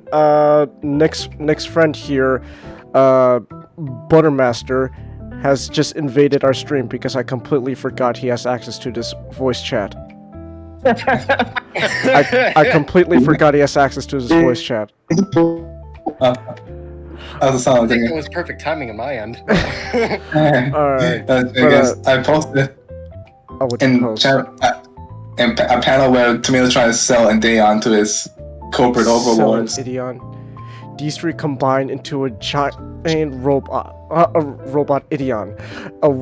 A merry robot anime action about protecting the face of the world and your neighborhood. I'll always love that he has to market it Idion as it's a show about protecting your neighborhood. Alright, here, tell you what I can do for now. Mr. Buttermaster here, as long as you're As long as you're here, I'm gonna put your YouTube channel in our stream chat for people to check out. Oh shit! Yeah. Thank you. Yeah. All right. Here we go. Bootermaster YouTube. There we go. Thank you for that. Yeah. And there you go. People want to know who the hell we're talking to right now. You could check him out on his YouTube channel since he's here, because I completely forgot he still has access to this VC. Nick had asked me earlier if I wanted to join the stream, and I was like, I have no clue if I'm going to be available. So I DM'd him, and I was like, hey, I'm available for the stream. Do you need anything from me? He's just like, crash the stream. And I'm like, what? God damn it, Nick. This is a conspiracy this entire time. I gotta say, that was perfect timing. Oh my goodness. God damn it, Nick. You're good. Alright, here. Let me see. My next request, Colin. I need you to say Kleeman. Kleeman? Kleeman? I love that not knowing what's going on. Wait, what do you mean Kleeman? What is this? It's a Kleeman. Not! Why are you laughing? Why are you laughing? Not! What's a Kleeman? Changa, say Kleeman. Kleeman? What's going on? All right, everyone. So a Kleeman is Oh god! Oh no! is a female platypus's reproductive. Stop! Oh my god! Or as I like to call it, so a Kleeman, or as I like to call it, a platypussy. God damn it, Nick! You're fucking awful. Oh, I definitely know Chelsea. She is fucking. Chelsea, I know Chelsea, you better clip this. I know she's definitely is. You know, after she stopped laughing from I'm pretty sure she has to stop herself from dying. Oh my goodness. What the hell, man? Alright. So, come here. Mr. PNG. Mr. PNG, come here. Alright. So, no, this is not meant to be known. Yeah, some stuff wasn't meant to be known. But now we know. Because because of one man. His name is Xeno. Oh, hey, hold up, Chagas. Colin sent me this for a thumbnail or a PNG thing. Oh. Oh. I commissioned a while back. I'm going to be using it for my own YouTube channel eventually, but Oh, safe and okay. sorry. All right. Better than having a random. See, I was just gonna make edited. I was just Shining armor head. I was just gonna make you Starscream.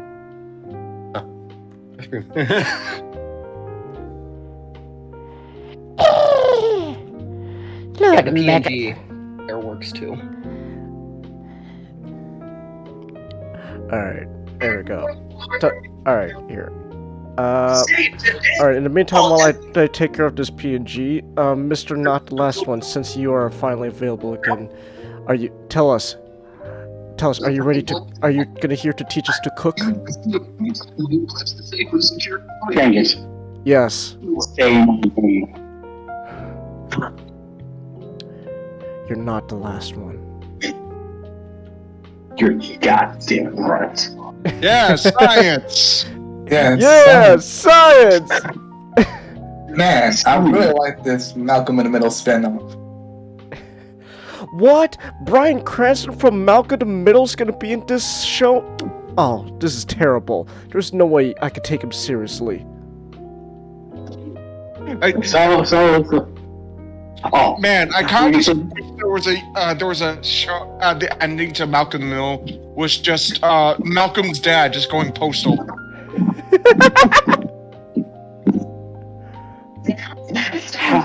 How almost did it several times.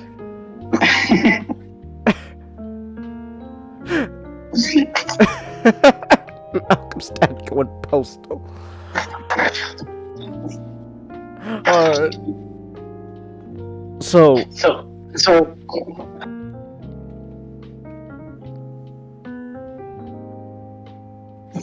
here we go. Oh shit, why are there 3 of them? What's going on here? Why is there 3 of you? Wait. My gosh, you have the powers of Dudo from Ben 10. Hold on. I think I messed something up. What's going on here? Why?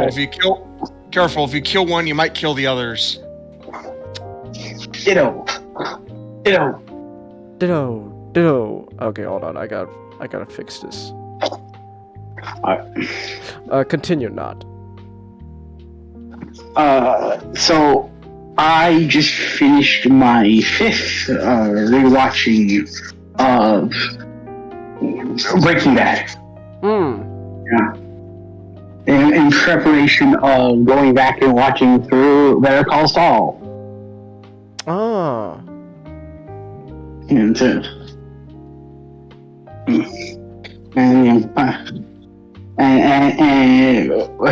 with all the shenanigans going on with that. And so I just decided to talk about Breaking Bad. For those of you who don't know, there's always that one person, you got to inform them. Breaking Bad is a crime drama western. Created by Vince Gilligan. New neighbor. You just moving? Gilligan. I don't even know how to pronounce his last name because I don't know where the I goes. Alright. The plot. Oh, no problem. Alright, let me see if I can fix this. The premise is that a high school chemistry teacher, a middle-class high school chemistry teacher, finds out that he has contracted a nasty case of cancer. The lung variety, to be specific. Oh no.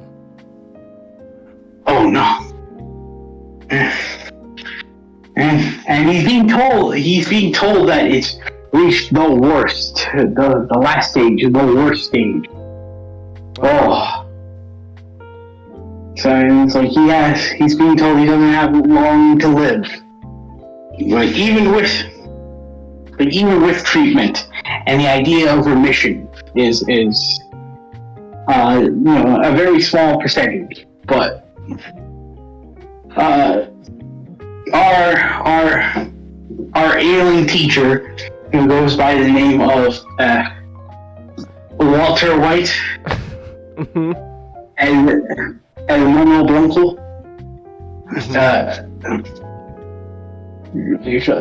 decided to do what all reasonable people do: get into crime. Chankus, who is that? Chelsea. Oh my goodness, Chelsea. We just had this whole conversation, Chelsea. He crashed into the stream like Dawntree did in you. Thank you, Nick. You're welcome. Anything to make that reference to Bionicle. Anyway, notice that thing on my forehead? Oh, I wonder what that is. Why, it's the 3 virtues, Changus, and you can learn all about it in our other streams known as Bionicle 101. Ah, damn it. Damn it, you're shilling like a pro, but I don't have the links ready. Changus, I'm just gonna let you know there's a chance you should always be ready. Oh my god. Because... Always be prepared. Yeah, exactly. Because who knows when I'm gonna be shilling Bionicle 101. Like now. Okay. Alright, come here, Nightbot. Tell you what, I'll make a command for Bionicle 101. But anyways, as you were saying though, Not, so tell us more about our man, Bryan Cranston, turning to a life of crime.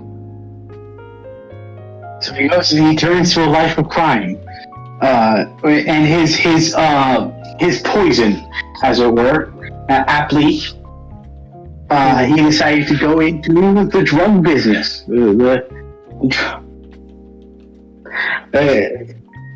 Specifically, the manufacturing and sale of methamphetamines. Ah. Him, as along with the ghettoized student who he failed, one James Pinkman,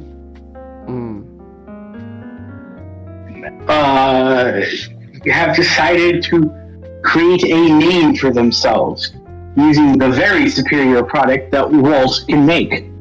Because, before he had to settle down and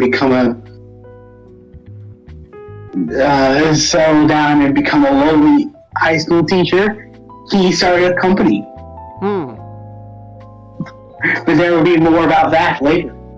I see. Okay. So, synopsis is out of the way. A brief overview of, just an overview of season 1 in general. This season, even going back to see it an additional 4 times, it still doesn't stop becoming rough. But in a good way. Okay. Season 1 of Breaking Bad is like watching a child take its first steps. It's going to constantly bump into things because it's still learning how to walk. But it's learning how to walk at a really fast rate. And that's what that's what makes the progress so great to look at. Just as a way to describe how season 1 kind of feels so weird compared to the other seasons, the very first episode is, in my opinion, one of the best first episodes you can have of a television show. Because it gives you the premise. Yeah, because it gives you the premise, the characters, the situations surrounding everything, and just how the overall tone of the show going forward. All in just a nice 22-minute bow. And then the subsequent episodes they kind of have a hard time trying to keep up. Okay. Because the backlash of what happens in the very first episode is that Walt and Jesse try their hand at manufacturing and selling. They got a dealer, someone who's willing to supply their craft for a cut, all lined up. Shenanigans happen beyond their control, which is something that happens all the time in Breaking Bad.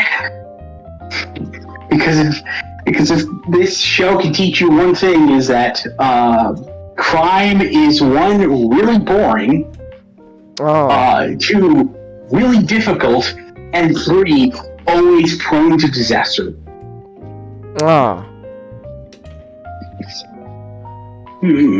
So, shenanigans happen, they end up killing 2 men. They killed 1 man, and the second one, we'll get to him. And then they kind of, after episode 1 just almost getting killed, they just decided, you know what, I think we should take different avenues into our lives. I think we should take I think we should get this to bud, because things haven't tried, and things haven't gone so great for what we first did. So the subsequent episodes after episode 1 just has is just a further exploration of both their lives. Like Walt, and the middle class white banality of his existence, and Jesse, the difficulties of living as a failure in the eyes of society, your parents, and just other criminals in general.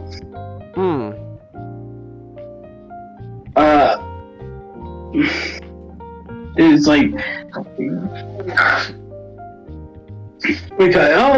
and to be honest, going back and watching the episodes, they're very well made. You know, it's like they're like I just noticed from like a lot of the character interactions, there's like there's a satisfying feeling that you don't get much nowadays.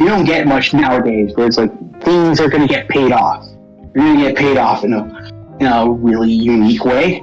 To interrupt, yeah, go ahead. I finally decided to figure out what you were talking about and get a Nitro Pepsi. What is your opinion, man? I want to hear it. I'm about to try it. Oh shit! Here we go. Live reaction of Nitro Pepsi. Let's go. Oh, I like God, it. You're gonna regret it. Oh. I like it. It goes down smooth. Oh shit! We got two different reactions. It really is smooth. Do you like Not it? too bad. See, I've had the Pepsi before, but the one complaint I have is that it tastes flat, almost. I can see that point because it's like, yeah, like with all, like it's drafted. It's not carbonated, so it's like you don't really get that much fizz or bubbles. But I think just what I think that's just like just drinking soda so much. I started kind of like it doesn't go down smooth for me like it did when I was younger. So Yeah. So it's what do you think, Nick? I like it. I'm sorry. Yeah, when I drink natural, it's almost like you're drinking foam. Huh. At least when you cracked the first one, because on me it started fizzing, so I had to take my sip now.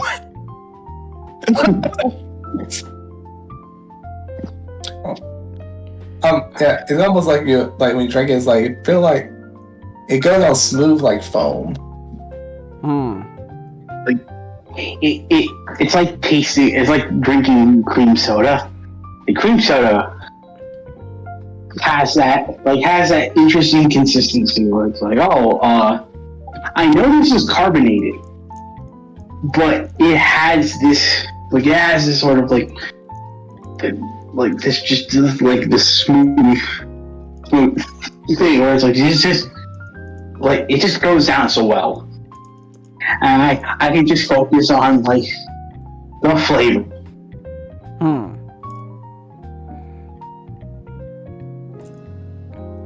Okay. It's like it's like Nitro. Yeah, like I don't know whether or not it's going to stay as like a.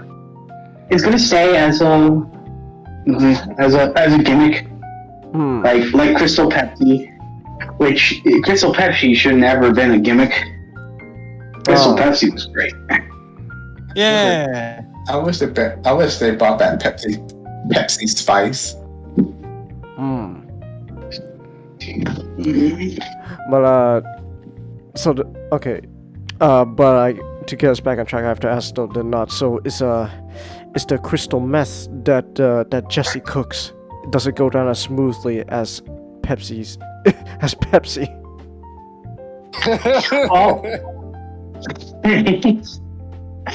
Well, it is growing pains for the young penguin. Trying to like Jesse kind of goes through laments the fact that he needs the job even more than Walt does, because his parents decide to trying to kick him out of his aunt's home. Something that a home that she who was suffering from cancer just like Walt gave to him in her will, and he decided to try to lobby the bank for ownership and try to kick him out of the house. So it's like, so he's got like those problems. He's just got a lot of problems, including Walt, who is the dying man. I need to remind you. So is this show just all about? Is this show just basically? I've got a lot of problems, and now you gotta listen to them. Oh no.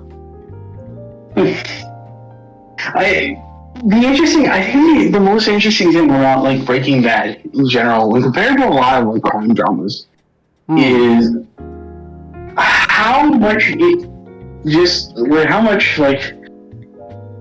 the tone seems to be mastered above all else. It is like Breaking Bad. It can be a very dramatic story. It can be even like a very bleak story when you compare it to some scenes. Like there are things that happen later in the later season that are very like they're just very like it's like oh they went there. It's very like, matter of fact about it. So it's like the show can be bleak at times, but it's like like that time Walter did that thing to that woman. Yes, he did. I not know where it is, but we don't want to spoil what happened. Let's just say it's actually legitimately fucked up. I mean, I've heard some fucked up stuff. I don't know which one you're referring to, though. When I like maybe next time or maybe the time after that, I will get to season 2 and I will touch upon it. So. All right. Yeah. Crimes, bitch. Yeah, crimes and science. Hey guys, I gotta head off the band. All right. Damn it. Have a good night, Comet. Nice talking to you, Buttermaster. Buttermaster? Yes, yes. Sorry, I had my mic muted. Apparently, my mic is horrible, and it picks up the Discord notifications I get. So, yes, it was nice talking to you too. Hey, good night. All right. No, Chelsea, me and Nick are not bronies. Yes, we watched the show, but we are not bronies. There is a difference. Once you go down the rabbit hole, there is no escaping Changus. No, the only I'm just telling you right now, the last thing I ever saw of that show was when who was her name almost ended the entire timeline because wow. Oh yeah, I know what you're talking about. Because, yeah, I'm gonna study the Communist Manifesto and all that. I'm gonna end all of time. Why? Because my best friend moved to a different college. Yeah, there were some that was the dude. There are so many people who have issues with that character. It's not even funny. There are still people who debate about it. Fun. Yes, and anime guy, this is Buttermaster. He is Nick's friend. I forgot he had access to this particular voice chat in Discord because we were telling him about Transformers fanfiction. And then I forgot he had access. And Nick's just like, dude, crash the stream. That's exactly how it happened. It really is. I didn't even know why he told me to crash it, but as soon as I joined, I'm live already. I'm like, hey, just crash it. And honestly, it was literally the perfect time to crash it, as I was able to wait for a pause and then just say a quip.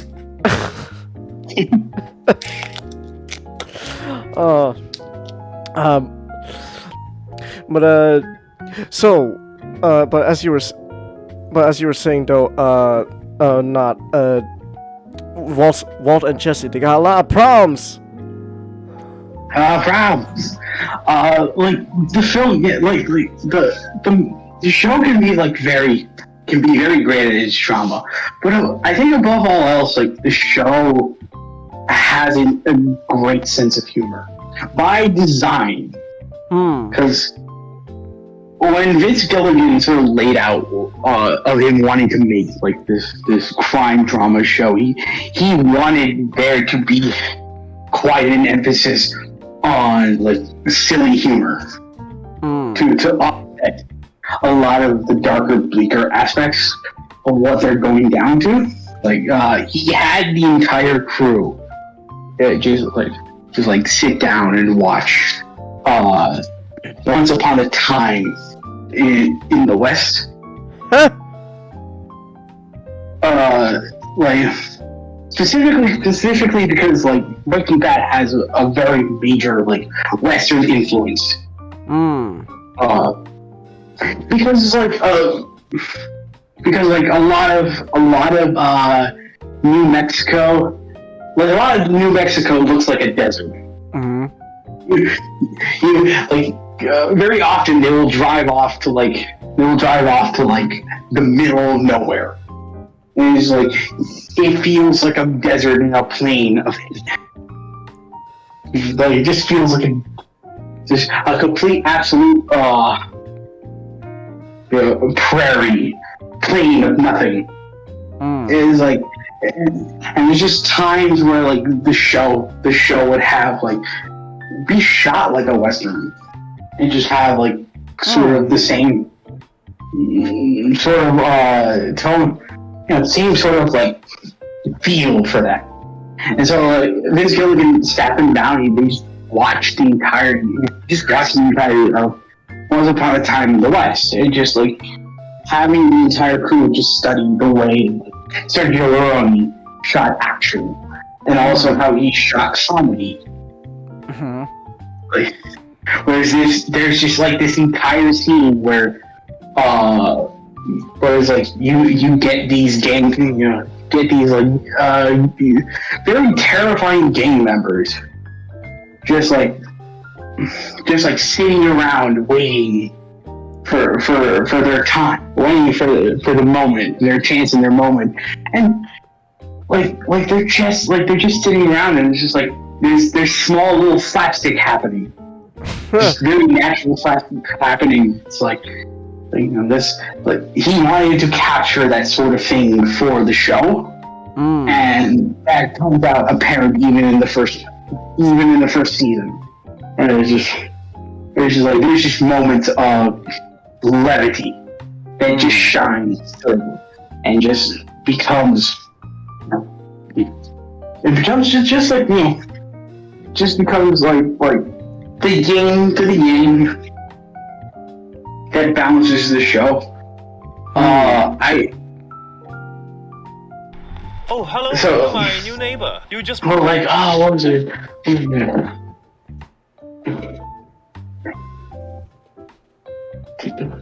So, I think one interesting point to get to is often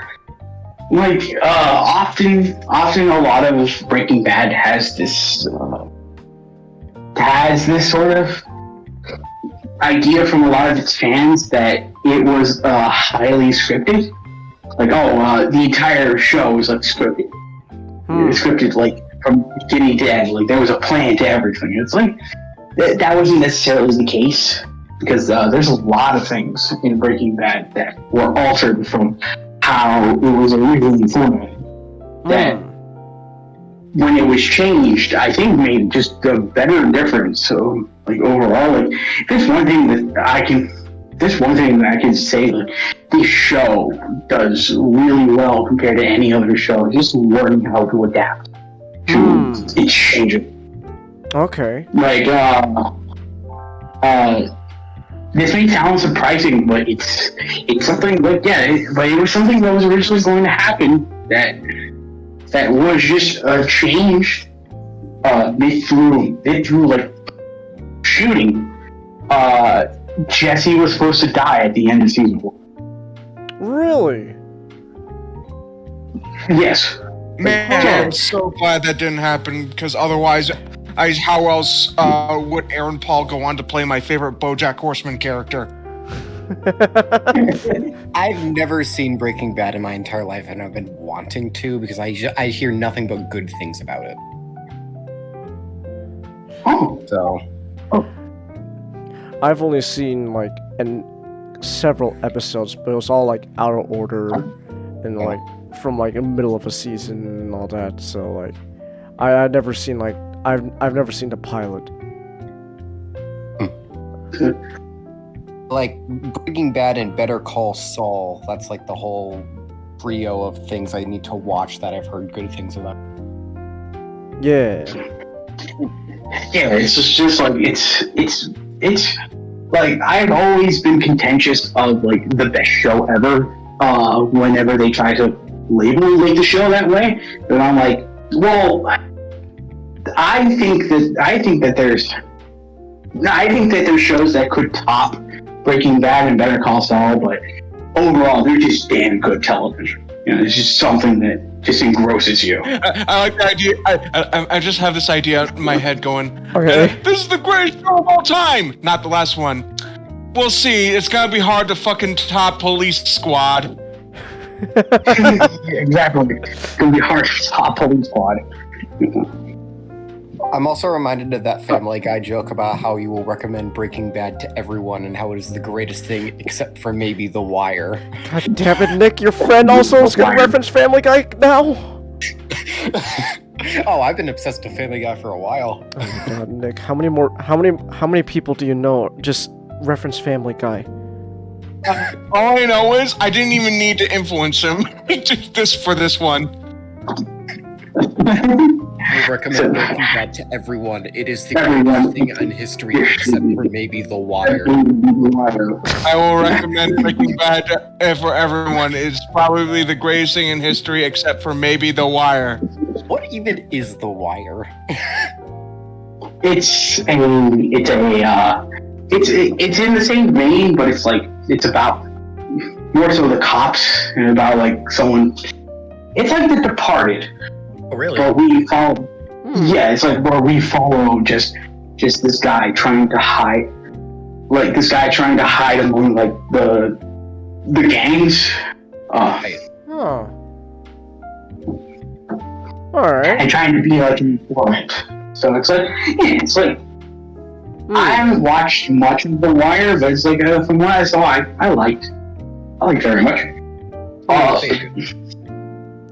Would you say it's the greatest thing ever besides Breaking Bad?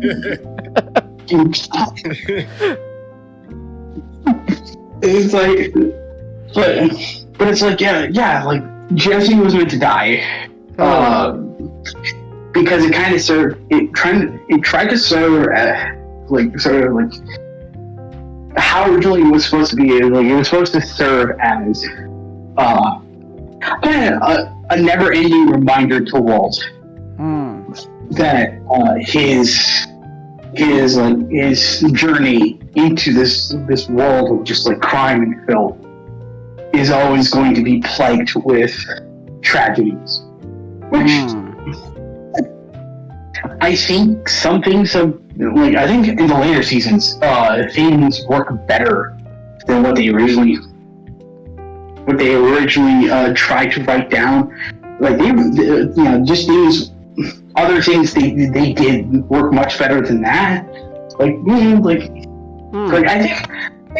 I think one, like having Jesse constantly being the ghost of guilt that follows around Walt wouldn't work during the later seasons, because Walt and as the showrunner says, is like Breaking Bad is the story about Mr. Chips turning into Scarface. And it's like, watching what we perceived as a kindly, mild mannered, middle-aged man turn into just like a gang, a ruthless gangster. And like like Walt has done Walt in the later seasons have just done like really terrible stuff without even like the smallest shred of remorse. So it's like I don't think it kind of works in that, and I don't think it would work going forward. And secondly, like, to be honest, Jesse is one of my favorite characters, so I feel like just taking him away from the show would hurt the show kind of like originally. Because more often than anything, if Breaking Bad is the story about watching someone change into this terrible, inhumane person, Jesse also shows that even through a terrible situation, someone who is perceived to be like garbage, just like a low life, who deserves nothing, they can redeem themselves to be someone better. That's sort of Jesse's whole journey throughout the show. And it's just him,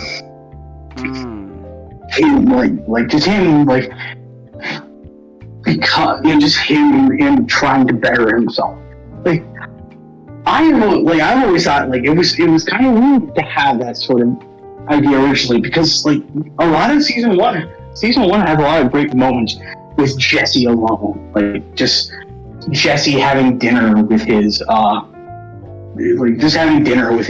with his folks. Where it was like they don't quite like him, but like at the very least, Jesse is willing to patch up things. Like he wants at the very, he doesn't want to simply just butter them up to get back to the house, but it's like he wants to patch things up with them and just try to be part of their lives more. And that fails because all they ever see him is like a worthless lowlife.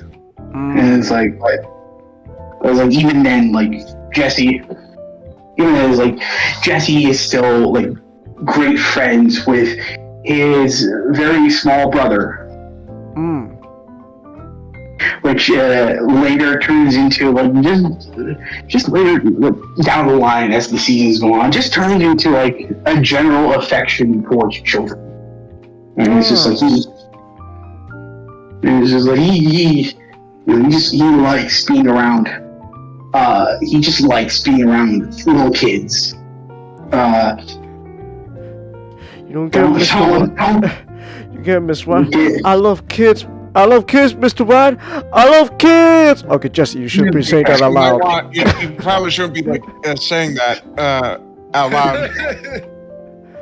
Sure, I probably shouldn't be saying that out loud. But it's like, even when a child gets harmed, it's something that just it drives him up the wall and just makes him angry. And it was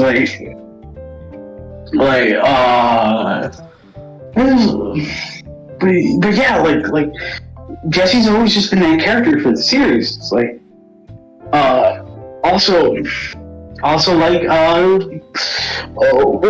Walt's life. The banality, like a lot of the show. What is interesting about the show is that it can be taken two ways. That one, like Walt was like this really great man, like really kind, gentle man who realized that his life was ending, and just like out of either desperation or just a sense of curiosity, just decided to fall into a life of crime because he's always heard about it, and he's always just been seen as just like that guy who wouldn't harm a fly. You know, if he ever becomes a criminal, he'll just be eaten up by the entire. He'll be eaten up and swallowed and spit out by this world. Like, he decided, he's gonna die, so why the hell not? Let me do that. Or, secondly, you could take it as, Walt has always just been this type of person.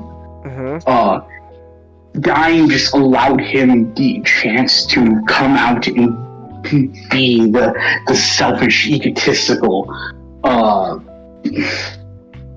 Are you telling me that Breaking Bad could just be like an LGBT allegory? Whoa! Whoa! I never heard that comparison before. I feel like it's worse if you think about it.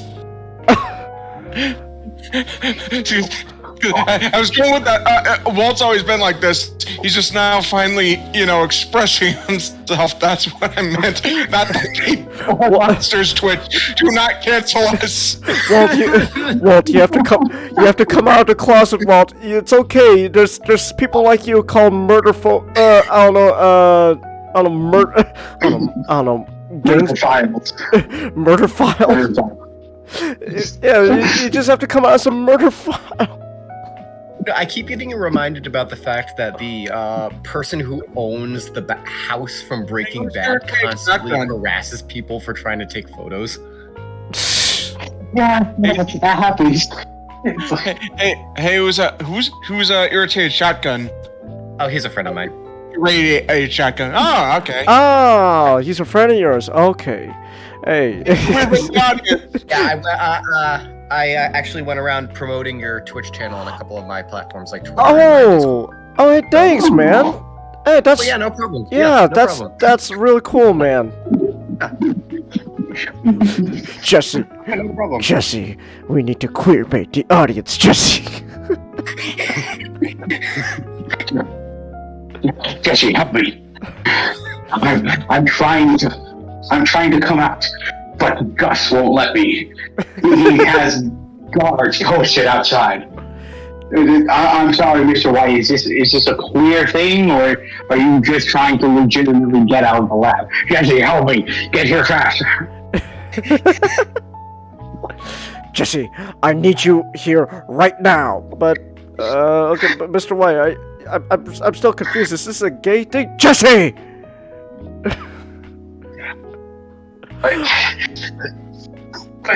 Yeah, like, cause a lot of the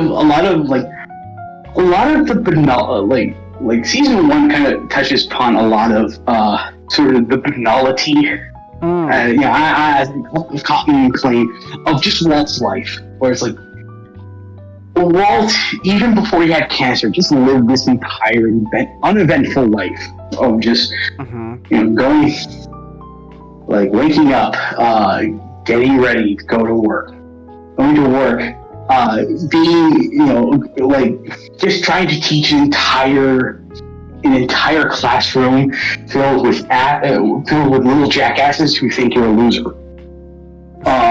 Going. I love the way you said it, a bunch of little jackasses. And that's what they are. Like, all people who go to high school are jackasses.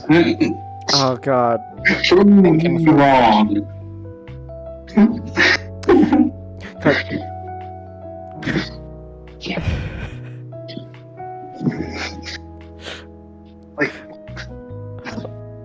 Like he goes to, like, he has to work a second job just to afford his own house and the medication for his child who has cerebral palsy.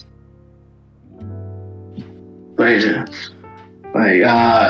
where he constantly has to be humiliated by a man with eyebrows thicker than collar feathers. Then he goes home with a just a bitch of a wife. Like, Skylar is that type of character who just grates on my nerves, because I know what she'll do later in the season. And it's like once she finds out everything and what she does about it, just like like, she's just a bitch. Oh. Okay. Are we talking Murdaka levels? That depends. This is a minor spoiler. This later scenes. Okay. Would Rudaka sleep with her boss and give a large percentage of money from that her ex-husband made with his own blood, sweat, and tears to cover up her boss's cooking the book. I would say so. I mean, yeah. My favorite part about watching TV shows, especially TV shows that have like a concept where when you rewatch the series, you either have a better understanding of what characters' motives are, or it's like you really learn to hate this character later down the line, and then when you go to rewatch the series, it's like knowing how bad this character is going to be in the future, you can't help but just love the show even more. Yes, exactly. It's it's just like, this is just like, yeah, it's like I've mentioned before, it's like it's not like extensive. The entire show doesn't feel extensively planned, but just the way it adapts. And just with its changes and just how even early on you get a sense where they understand what this character is and they understand where this character is going to go. Where it's just like just exactly like you said, Rudder. I'm sorry. It's just like, yeah, exactly. It's just exactly what you said. It's just like it makes for such a great rewatching. Able to watch. Give him a moment. Oh, okay. Alright. Remember. Oh, there we go. You know, I was wondering when that was going to happen. That's going to happen quite a lot. Yeah. Alright, that's fine. Yeah, that's going to happen quite a lot. Apologies. My Discord is fucked today. I have no idea why. But yeah, I always appreciate TV shows that have such depth, and it's just really nice being able to go into a TV show where they don't treat your audience like they're just there to make money. They treat your audience like you're actually wanting to make something for them. Exactly. What I've always appreciated about certain TV shows. So it's like season 1, it kind of gets rougher with Walt's daily life, because after you get off like the high of episode 1, it goes through this whole motion where where Walt is just getting increasingly frustrated with having to go back to this life, even though he almost died. And so it's just like, oh, you know, he will just come, like it just grates on him, and that's the catalyst that makes him go back to this world. It's like, you know, it's either dying or having to live through this stuff. So it's like, but even then, it's like it hit, those slow moments will hit the show hard if you're not into that sort of stuff. I'm kind of reminded of like the episode 2 of Squid Game, where they try to do the same thing. You're given the chance to leave this situation, and the characters decide to leave the situation because it's like, yeah, like we don't want to die. But then it's like they go back to a world where living is seems like even more of a nightmare than even death. And it's like they have to they have to like navigate everything if they're going to continue living this way. It's like it gives a lot of choice. It gives a lot of choice within the characters themselves on whether or not they want to keep doing something as risky as this. But with the benefit of Squid Game is it only has one episode to establish that. Like Breaking Bad kind of establishes that in the first few episodes, and it could drag down the pace if you are that type of person. So that's why I call it rough, because it goes like the show hits the same high as the first episode about like a quarter of a way towards the season's end.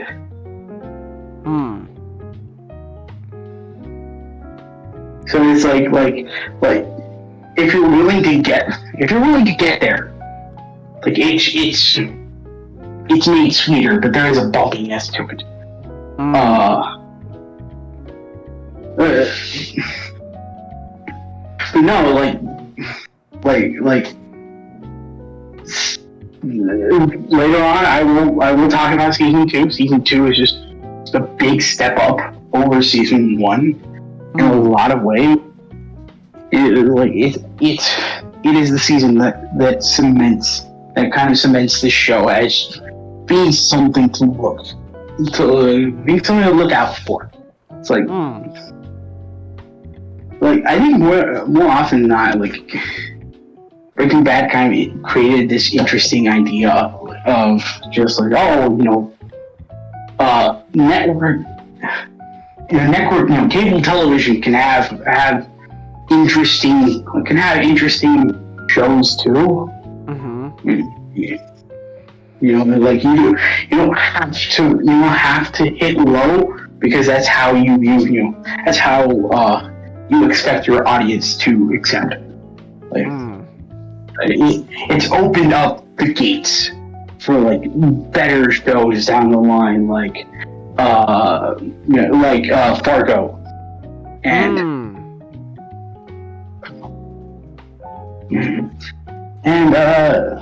I want to say Succession, but that's a show. That's from Showtime. Like the premium cable shows. Like unless you're HBO, like they've always had something that was worth seeing, because it works on like, oh, the people are paying us to watch these channels, so we might as well put on like top tier stuff. But it's like, even with cable television just decided, we need to go with the times, even if we're not being, even being like directly paid by a consumer. We still expect them to enjoy higher quality stuff as if they were paying us. And then streaming happened, but that's an entirely different story. Oh, yeah. Darn. That accursed streaming. Like, there were so many promises, and then something happened. I can't tell you what. Alright. Alright. Is that your closing thoughts on Breaking Bad? Dude, Breaking Bad, like season 1 is rough. There's still a nugget. There's still a lot of what I still cement that it's rough, but there's a lot of good things in season 1 that will get you to try out season 2, and like season 2 just gets better, and like the show just keeps getting better from there. Alright. Okay. Alright then. Yeah. Breaking Bad. Yeah! Science!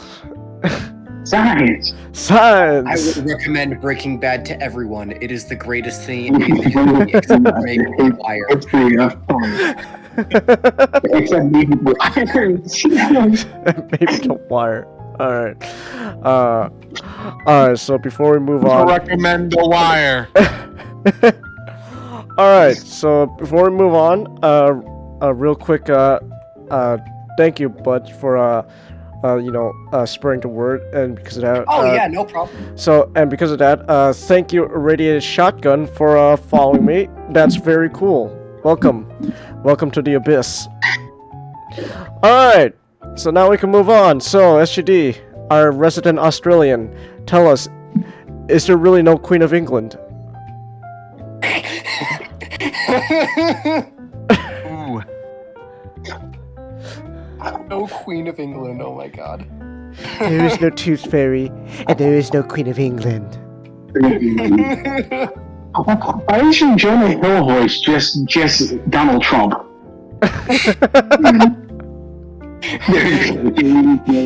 You see, listen, okay, look, first of all, there is no Tooth Fairy, okay, and There's no Santa Claus, and there's no Queen of England. and there is no Queen of England. There is no Queen of England, there is no Easter Bunny, and there is no such thing as any of the stuff I've done. I think the best part about that comes to my mind when I think of Megamind currently is that Cartoon Network aired the movie the day the Queen of England died. I know, right? Like I specifically remember I think that's one of those days, the day Queen Elizabeth died. I think not only just for the people in the UK and Canada and Australia, but like just in general, it's like a where were you moment. I specifically remember I was sitting at my desk at work, and part of my job is actually having to go on news websites and stuff like that. And I see that the Queen's health is trending on almost every single website that I can imagine. And so I actually ended up pulling out my phone, go on Twitter to watch a live broadcast of it. So as I'm sitting at my desk listening to it, I hear the words, Buckingham Palace has announced the death of Her Majesty Queen Elizabeth II. And I remember just thinking, holy fuck. Because not only was I watching it, I was also texting a friend of mine who is in the UK about the situation. And literally, we were joking about her actually dying that day, saying like, oh my god, wouldn't it be funny if she died, or what do you think she's gonna die? My bad, guys. And then she ended up dying. And I'm just like, holy fuck. My she's bad. Actually dead? I remember when I found out, I was waiting for a Digimon card game reveal, and I think they'll do King Etamon this set, because there's Scumon, and in the VPET, Scumon becomes Etamon. So the card game references this. And then Etamon has two evolutions, Metal Etamon and King Etamon. They revealed Metal Etamon, and like, oh, today would have been a bad day to reveal King Etamon. Oh yeah, we probably should have mentioned to you too, Butter. SGD is also our resident Digimon crack expert. Ah, I see. The set also had great King Scumons, that's why I thought they would go with King Etamon. Right. I even asked SGD, what do you think is greater, your knowledge of Digimon or my knowledge of Bionicle? I was shocked when he said my knowledge of Bionicle. And his reasoning... Bionicle is extensive. His reasoning was, I could understand the fucking language. I think it really says something when you have a show that has a made-up language and you're able to actually read it. I strive to be that deep into a television show. Like, I'm this close to legitimately grabbing the text and writing from Ninjago and just going, all right, let's see if I can translate this shit. I can flat out translate text. Digimon has two writing systems, one for Japanese and one for English, so the Japanese one has mostly fallen out of use, but it pops up occasionally. Mm-hmm. I think they realized, oh yeah, coding is done in English, so them having Japanese writing in another language doesn't make too much sense. Yeah. But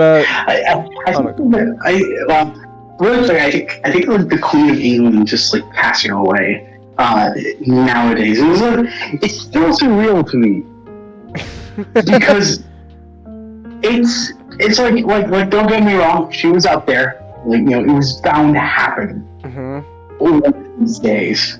Because like I'm not saying in that callous way of oh man, bitch is gonna die one of these days. Can't wait for it. But it's just like she's always. It's an inevitability, but it's like she was always there. Her reign was probably the longest we've ever had in history because more or less she was a monarch through the 20th century was always said like a tumultuous tumultuous time. She reigned during just ultimately during like a very elongated period of peace.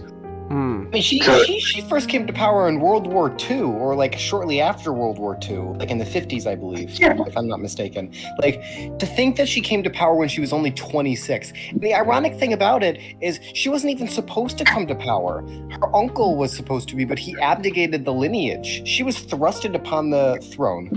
Like, it's just imagining the fact that she not only had to join to become the ruler of England shortly after a major war that would have affected borders and everything in the entire world, but also be thrusted upon it unwillingly. It's one of those things that you just really have to think about. It's crazy. It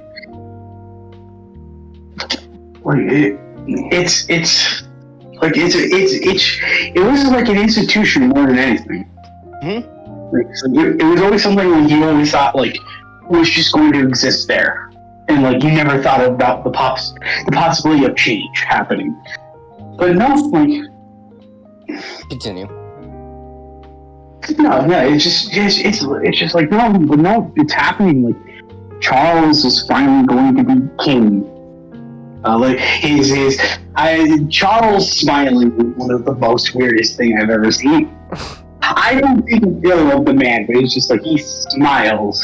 I think the crazy thing about it all is the fact that there are going to be kids who grow up who actually do watch that Mega Mind meme when they say there is no Queen of England, and they're actually not going to understand how that is a joke in itself because there was a Queen of England, and now there isn't.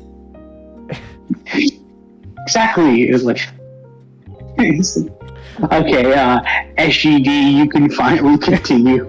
Real quick. That is gonna be a queen for a very, very fucking long time. Yeah, like it's unimaginable. And the crazy thing about it is 70 years is such a long time. Like when you think about what they have to do, because like in the 12-day period in which from when Queen Elizabeth dies to when the king is eventually all suited up, they have to change their police uniforms, national anthem, their own money. They have to start printing their own money. For 70 years, the money in England has all had a photo of Queen Elizabeth on them. And they now have to start printing photos of King Charles. And even when King Charles dies and his heir gets to the throne, there is still going to be money of Queen Elizabeth in the country. There is going to be a total set of 3 different types of currency in the entire United Kingdom now, with the faces of Queen Elizabeth, King Charles, and whoever his successor is. Oh, sorry, mate. We only accept the Charles bills here. Queen Elizabeth's bills are no longer any use. Well, obviously it's not like that, because if England all of a sudden went, I know, but it'd be funny though. It's just like, oh, sorry, mate. The Queen Elizabeth bills are no longer any use. She's dead. So where's your King Charles bills? Theoretically, they could circulate it out gradually, because in Australia, a handful of years ago, we designed new banknotes. So we gradually circulated out the old ones because the new ones were harder to counterfeit. Oh, really? Man, you can still buy things with the old ones. I think I still have some of the old ones in my wallet.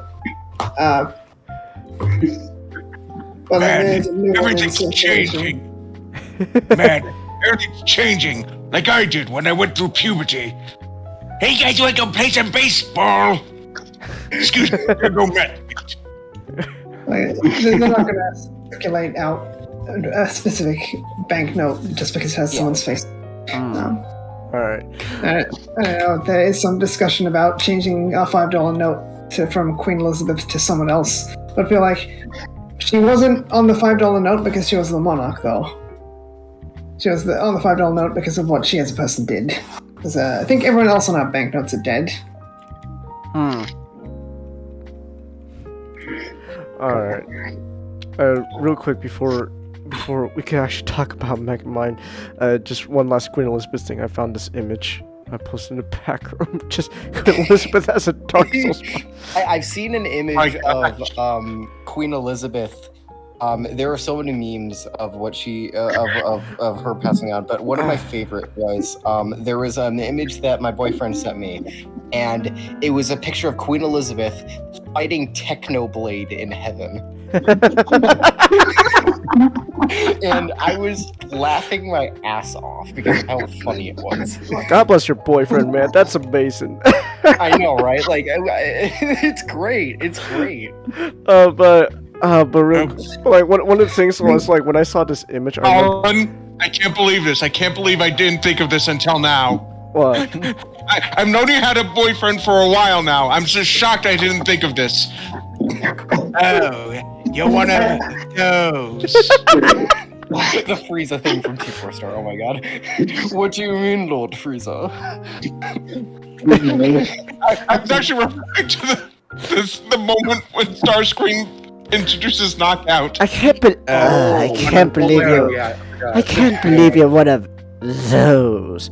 Excuse me? Why would you be an automobile when you can have wings? Well, no, I'm not just an automobile. I'm an automobile enthusiast. I'm an automobile enthusiast.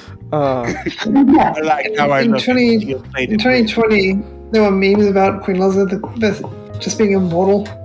Like Betty White. Going to the year 4000, she's the only one left.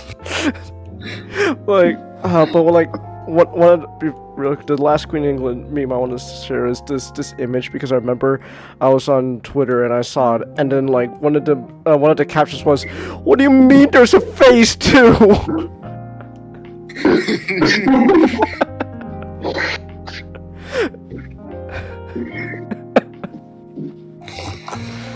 Alright. But anyways, the Queen of England is there is no Queen of England. So tell me, SJD, what do you think about this movie? This is definitely a good movie. Hell yeah. Oh, Megamind's a classic. So, Megamind is a movie sort of exploring what if a hero was sort of born into their role of being a hero and didn't get much of a say in it, so it's kind of a Superman situation. But I think the creators realized that wouldn't be a fun story to watch because usually that'd be a negative character arc of a hero abandoning their superhero identity and they need to be a superhero by the end of it. So instead, we explore the villain side, where the villain was born into being a villain, and maybe he decides he doesn't want to be the villain anymore. You know what I find crazy about that, though? I find it crazy because in all technicality, in that story, if you really think about it, he wasn't even destined to be the villain because Metro Man was such a fucking asshole to him all throughout his entire childhood. If anything, Metro Man is the one who made him a villain. And that's the crazy thing. Yeah, they do acknowledge how he felt like he didn't have much of a choice. Like, oh, you guys don't like me, guess I'll just be the villain. Yeah, like, it's one of those things where you really think about it. It's like he didn't need to be a villain, but society treated him so harshly, and he was just like, you guys want to treat me to be the villain, then I'll be the villain. And it's a good message to teach people, not to judge people on how they look or act or something like that. Like that movie really has a good message in it. Shit, I just realized. Okay, so Chase, I told you about that one character I had who's essentially a Toa who turns into a Makuta and is essentially almost like Darth Vader and that kind of like stuff like that, right? Yeah. Well, let's add some Megamind in there because one of the reasons he kind of went down the path he was is because he was kind of destined to go down that path, and people treated him horribly because of it. Oh. The movie Megamind stars Megamind, who was an alien from a planet that got sucked into a singularity when he was just a handful of days old. And his parents tell him something they didn't quite hear, which is like, you are destined for, and then cuts off. Which was probably evil. I didn't quite hear that last part. It was probably greatness. Probably evil because they give you a minion. Like, you don't give someone a minion and expect them to be the good guy. But the whole thing is like challenging the idea that you are destined to be a hero or a villain. Like, it's more about what you choose to be or what you let yourself be. So when I'm sorry. Of course, Megamind is not the only Superman reference in the film. There's Metroman, his rival from birth. Sorry, I think you mean Markiplier.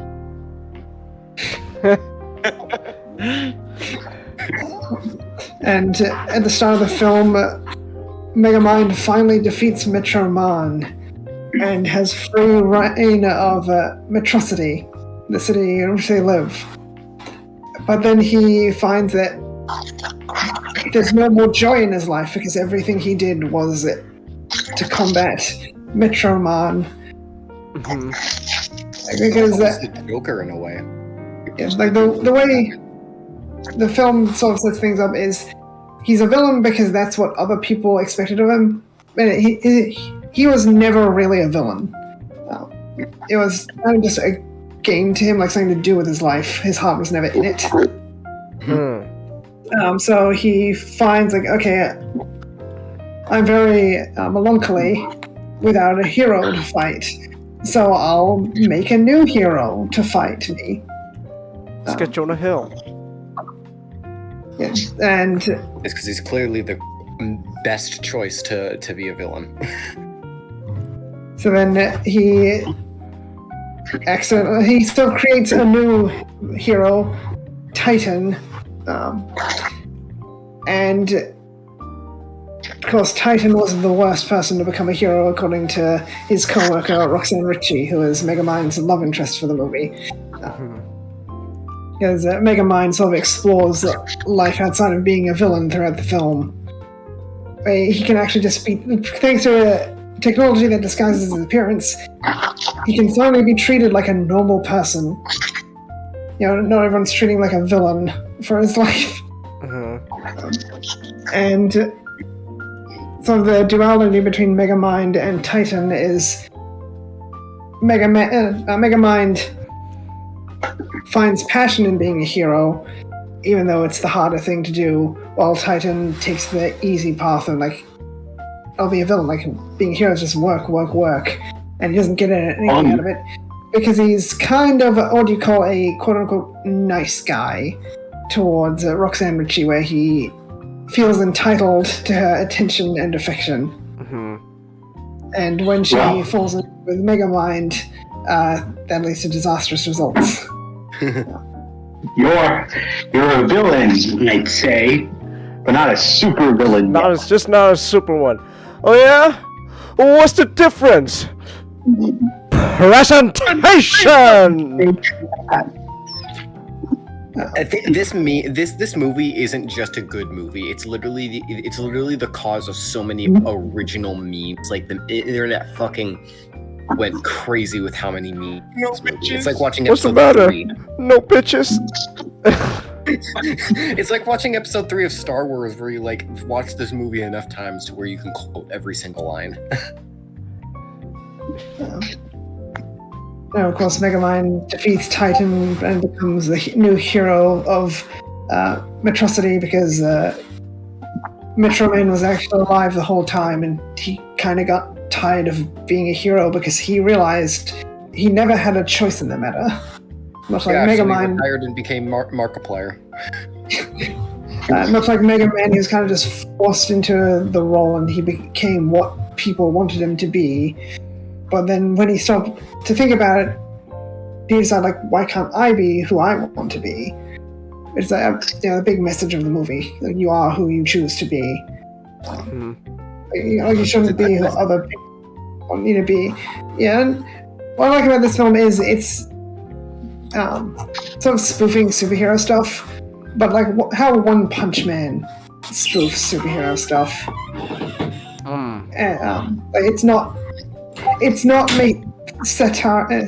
satirizing it, or this is made by people who clearly love superheroes, unlike someone like Zack Snyder. Say what you will about Zack Snyder, call him a terrible director, call his superhero movies awful, say he doesn't understand the characters, because all those things are true. And there's no joke. Alright. Unless we're talking about Zack Snyder. Right. Did you guys hear that Zack Snyder starred in a Teen Titans Go episode? Yes. No. Yes. I have no interest in Teen Titans Go, so... No, I don't either, but like it was trending all over the place. And it was like, I think he legitimately had an entire episode on Teen Titans Go.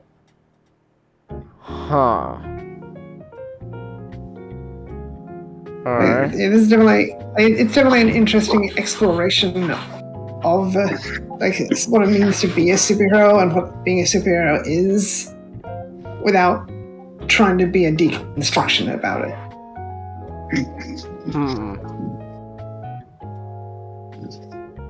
Alright. Like Megamind's never like he's not really scolded for trying to be a hero, because you see that he's just a villain because that's all he understands. And him becoming a hero is painted as nothing but positive. At the start of the film, Roxanne is just pointing out all the things he's done. Like, this is cliche, this is garish, and he just has no clue what to do because he doesn't know what to do. Like, this is what supervillains do, so he does these things.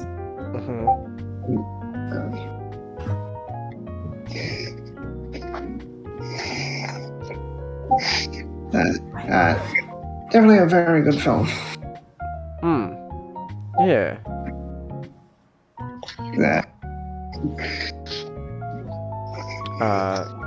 Is that it? Yeah, I think that's everything there is to say. Alright. I like Megamind. I'll watch it again. I'll give any excuse to watch Megamind. Alright. Like I think Megamind, just like along with Kung Fu Panda and How to Train Your Dragon, it's just like it's always examples that show us that DreamWorks wants to stop. DreamWorks can stop being lazy for 5 minutes and have passion in doing what they want to do. Kind of like Megamind had a passion for wanting to be a superhero. Your Dragon is my favorite series from such a great trilogy. It's disappointing when you find out the guy who directed Megamind also went on to do the Boss Baby films. Yeah, that's true. No, seriously? That's... Yeah. Damn. Oh my god. That movie actually could have been good, holy shit. Boss Baby. So when they actually try, they put effort into something, they could make something good. Better even. The Emoji Movie. Yeah, but that's Sony. We don't care about Sony animations. True. They didn't step their game up until Spider-Verse. True.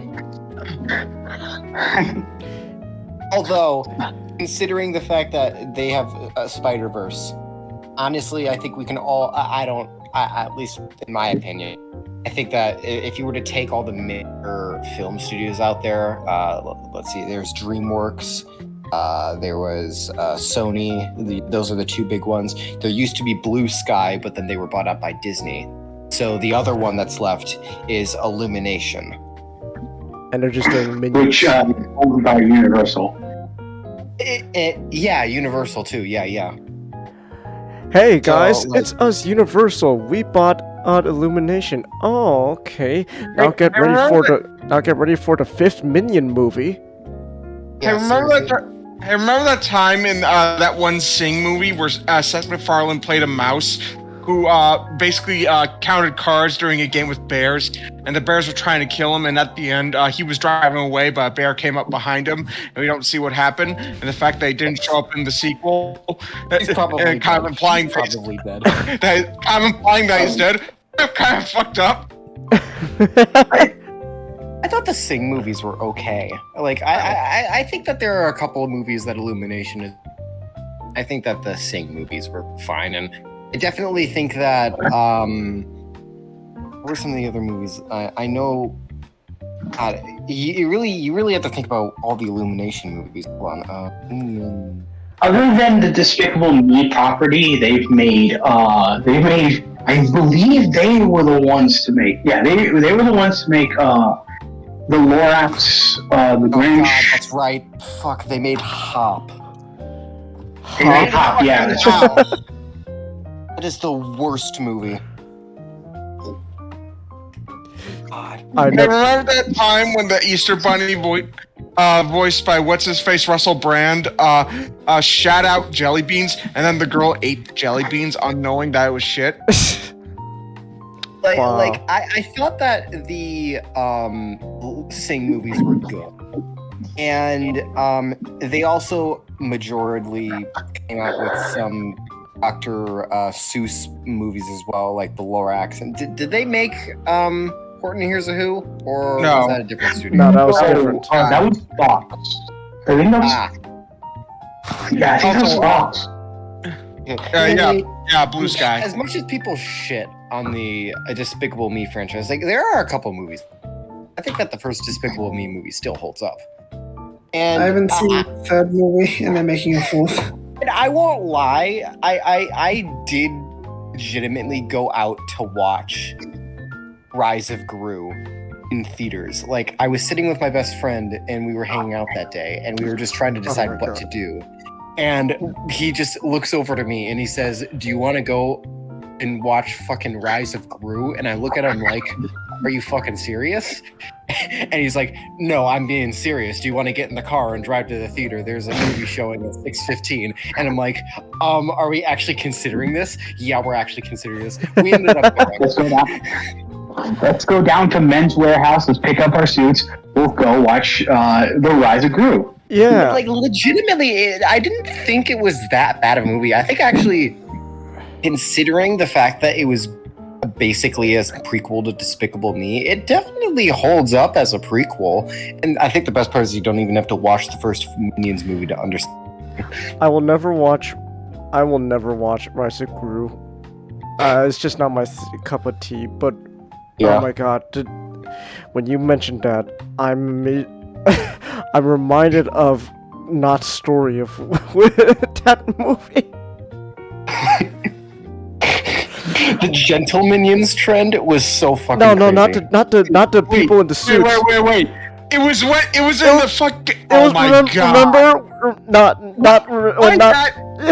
Oh yeah, that's right. Yeah, where you the theater you work at. Not to explain it. Yeah, not to explain it. This. Alright. So I work at a movie theater, Rotor. I sometimes work as an usher. So I go around, I just make my rounds, checking to see the trash on the floor. Right. And so I go into a theater that was done showing The Rise of Gru. Mm-hmm. I turn on the lights because the screen is off, and that means like I can turn on the lights regardless if anyone's in there. I make my way right in the middle of the auditorium. And it's like I see a head pop out from all the way to the top. What? I'm like, why is someone laying down on the floor? And I know there's another person with them. Do not tell me they were doing what I think they're doing. The gears were grinding. They were grinding, and I realized. Oh my! Shit. They were doing the dirty in the movie theater. Yes.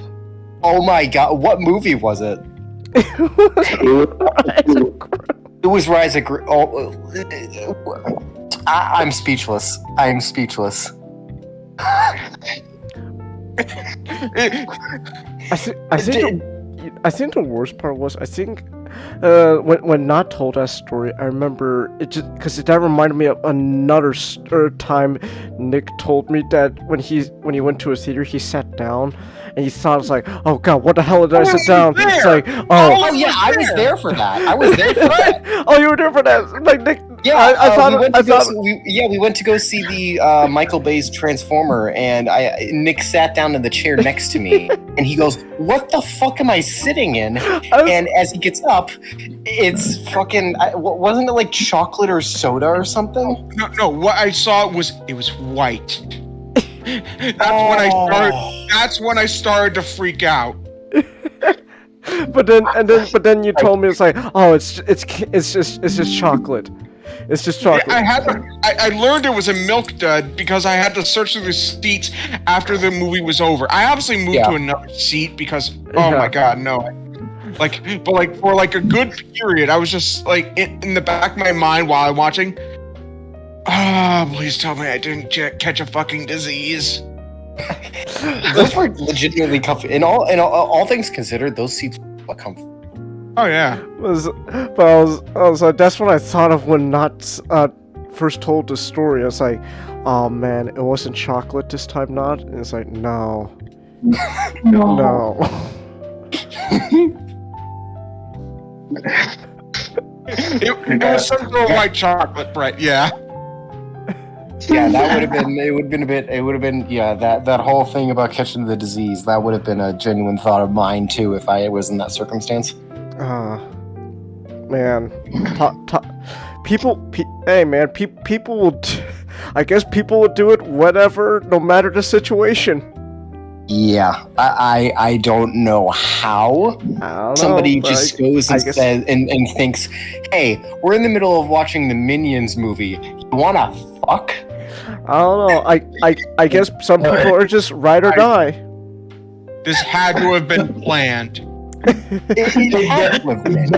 It had to have been. I think the thing I want to know the most is, did they wait for everybody to leave, or did they start fucking immediately as the credits rolled? Because I remember there's an end credit scene in Minions.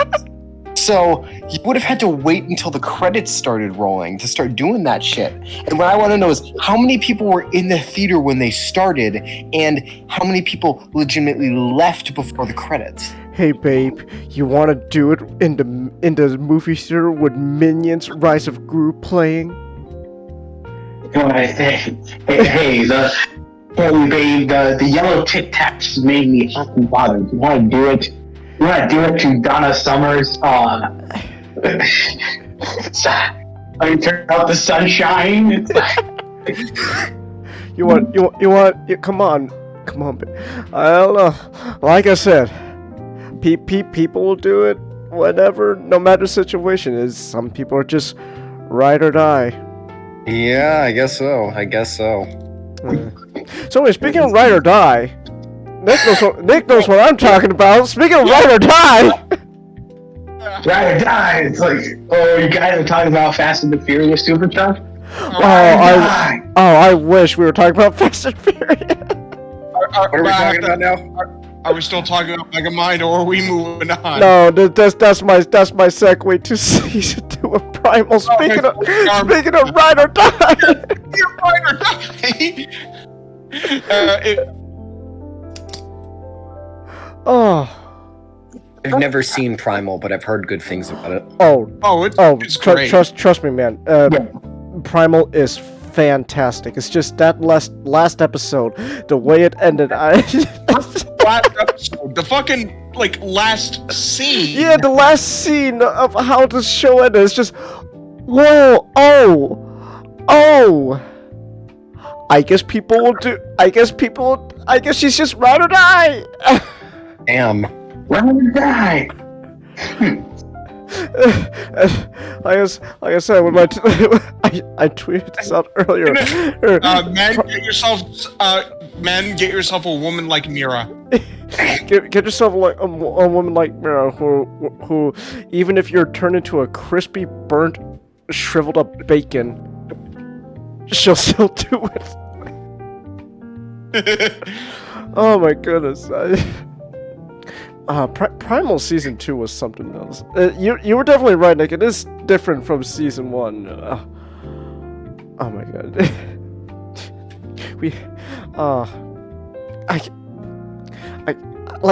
Don't get me wrong, Season 2 is fantastic, but for some reason, just the things that pop into my mind that stand out the most is how the way the show ends, and the fact that so you can't animate dinosaur sex, but you can animate a dinosaur vagina.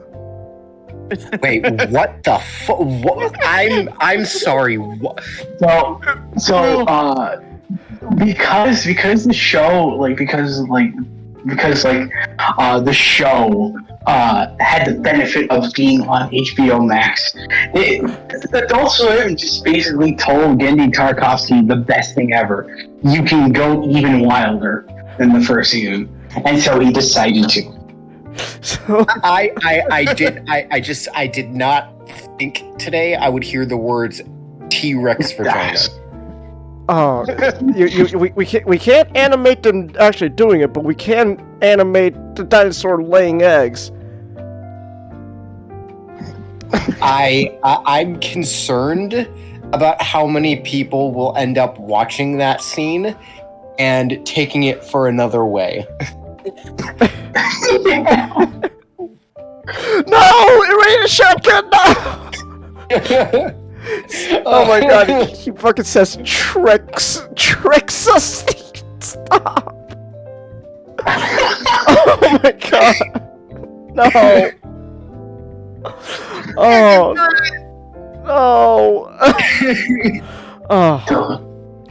Oh my god! But besides that though, no joke though.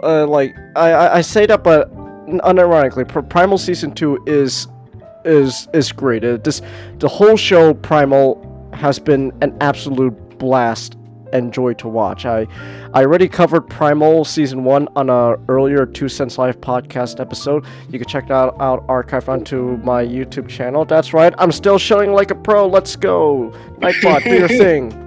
Here we go. Thank you, Nightbot. That way you'll be able to watch Bionicle 101 as well. That's right. You could go on my YouTube channel and you could find a playlist for Bionicle 101. But I can also link that in the chat as well. There we go. Show it like a pro. Let's go. But eventually, Changus will have enough skill to sell ice to Eskimos.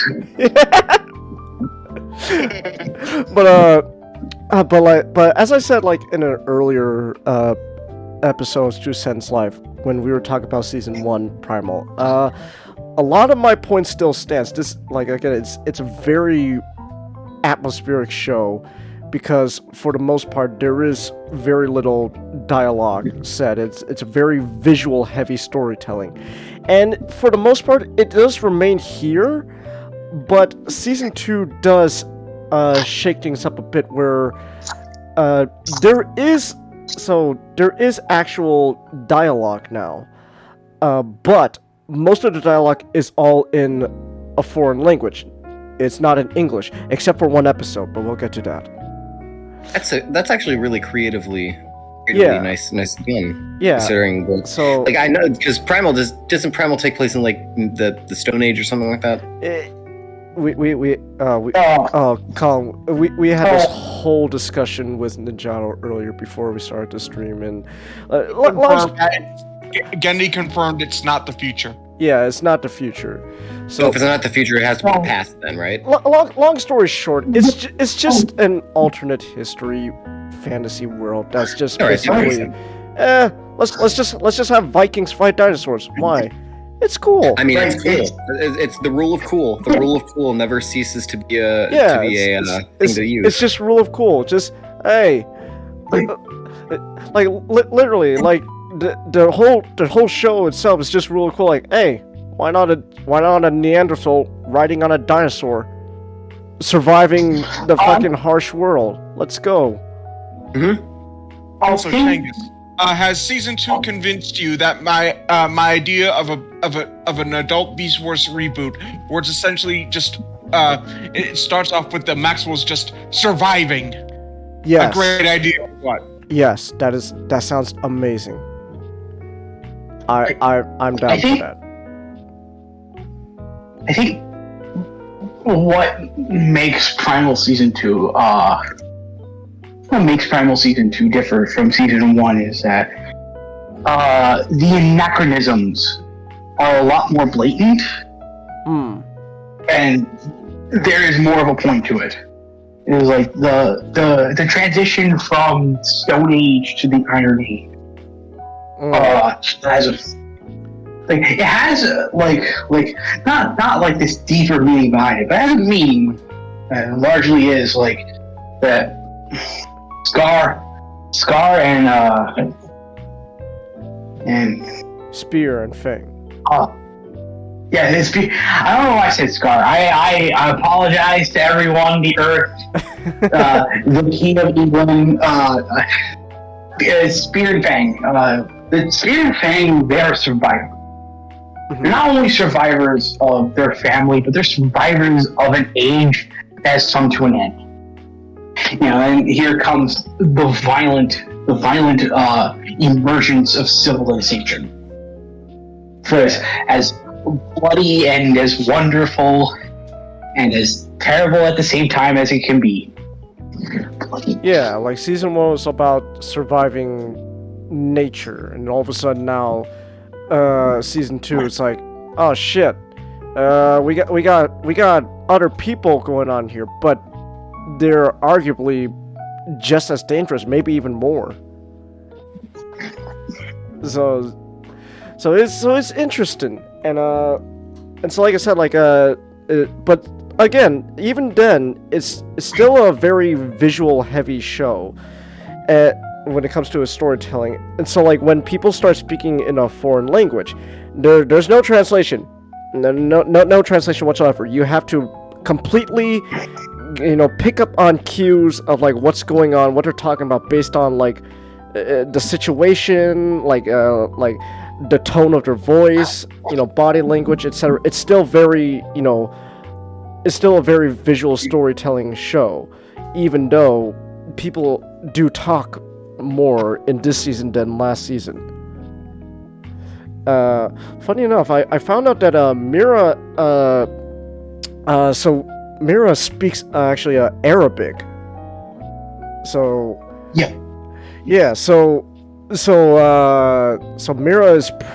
Mira Nick is most likely at the very least like some civilization that predates your typical like Middle Eastern stuff. So that. Oh no, go ahead.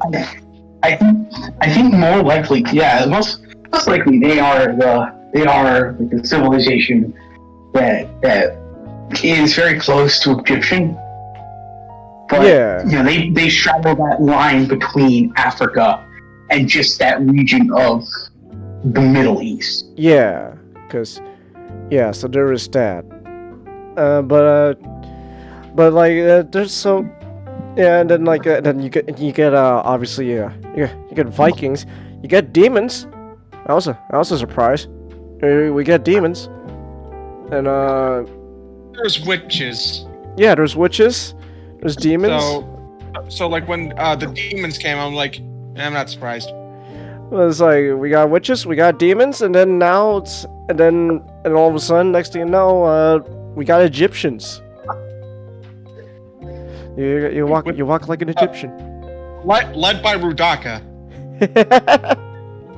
She's a bit. I remember, Nick, you asked me like, so Shankus, do you think she's like Rudaka? We watched the scene where she's literally belly dancing someone to death. I was like, yeah.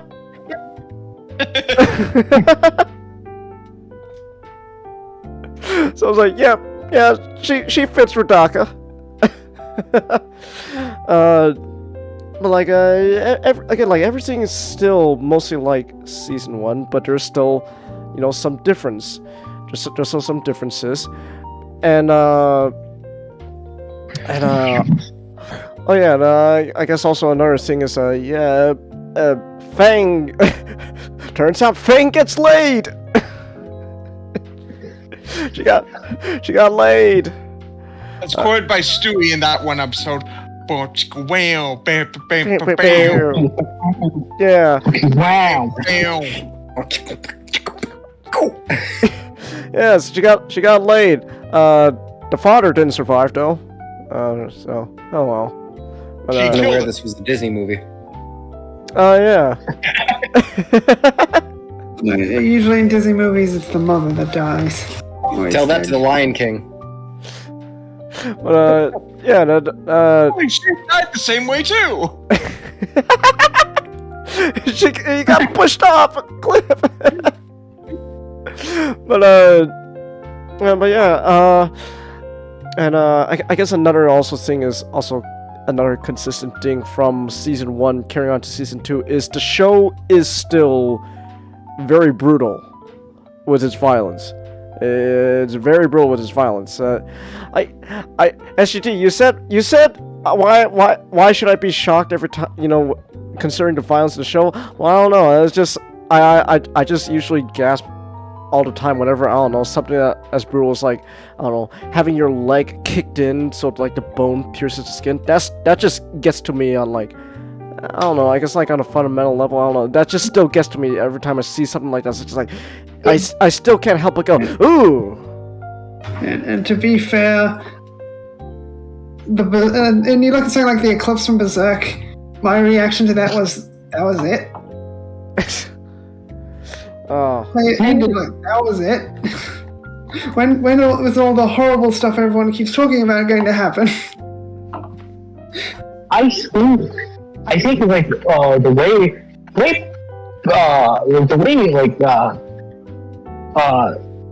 like a primal carries itself is like, it's like how Gendy just like how Gendy first decided to make like season 5 of Samurai Jack. It's generally like for the first time ever, he's allowed to show like not only Jack fighting against very very organic opponents and using his like a weapon, like a piercing weapon along with that. It's like he also shows that there's a consequence to it, and like there's just like that one that singular moment. Like I think it was the singular moment that always catches me off guard when I go back to watch season 5. The fact is, like, Jack is bleeding. He's bleeding so much that he's creating a trail on the wall. And he's like, it's like, it's this sober, realizing scene, and it's something that carries itself onto Primal, where it's like, with Primal, it has no, like, there's no, like, over the top of fun it has with what it is, the bloodshed and the gore and the bloodshed it shows. There's a reality to it. There's something that's there is something that is just like, something brutal is going to happen, and there's something brutal is going to happen, and it's going to be treated as seriously as something happening in real life.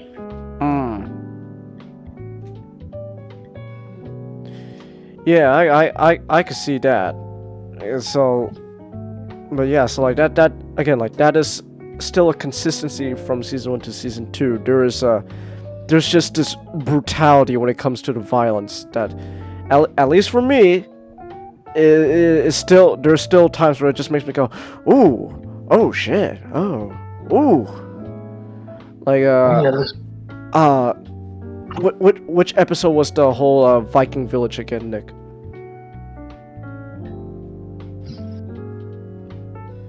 I'm trying to remember. Hold on.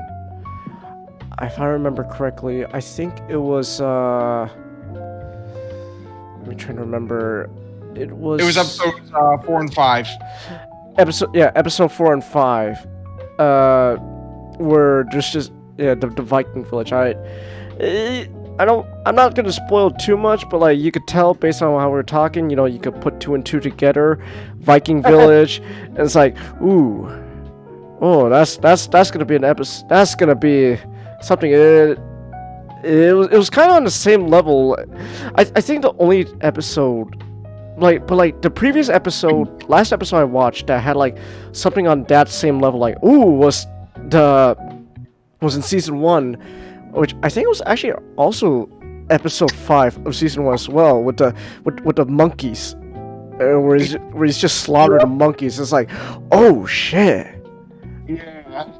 But in here, it's like season 5, episode 5, just tends to be just like the most violent. And then like here, it's like with the Viking village, it's like, ooh, oh shit. But then unlike season 1, again, there's also this added element of, oh yeah, these aren't just monkeys. These are human beings. Yeah, they're Vikings, so they're if you know Vikings, you know them plundering assholes and all that, the slavery and all that shit. They're not good people. If people tell you that Vikings are good people, no, they're wrong. Vikings are terrible pieces of shit. Viking civilization is just shitty in general. If there's this is kind of related, but not really. If there's a movie out there that really shows you how much Viking life sucks, watch The Northman. The Northman is just a good movie where it just shows you, wow, being a Viking's absolute shit. I don't want to be a Viking. Oh, it's great. I love The Northman. But like The Northman was one of the takeaways of The Northman is because Robert Eggers wanted to show as historically accurate as he could, within the confines of the story he was telling, as historically accurate as he could. He really goes out ways to show you that, yeah, Viking life is not something you should be fantasizing. Being a Viking is miserable. So yeah, so in Primal, like Vikings, like you already get the sense, like, oh man, Vikings, it's just a bunch of miserable, terrible people. But one thing that also makes this particular episode even elevated above the monkey one was how it ends, where so both it's revealed that the chief, as I just realized, I'm also covering the show too. Yeah, this was a combination topic, Nick. So it's revealed that that the chief of the village was not even in the fight. He was off doing something with his son, and that being get more slaves. Yeah. Again, these are terrible people. Yeah, they are not good at all. They're literally enslaving people. Yeah, they are not good people. And then when they get home, they see just like this, their entire village just destroyed with no survivors. Yeah. including the chief's wife and youngest son. Yeah, that's actually something really interesting that they're like how, these are not good people. These are shitty people. They are doing absolutely fucking terrible stuff.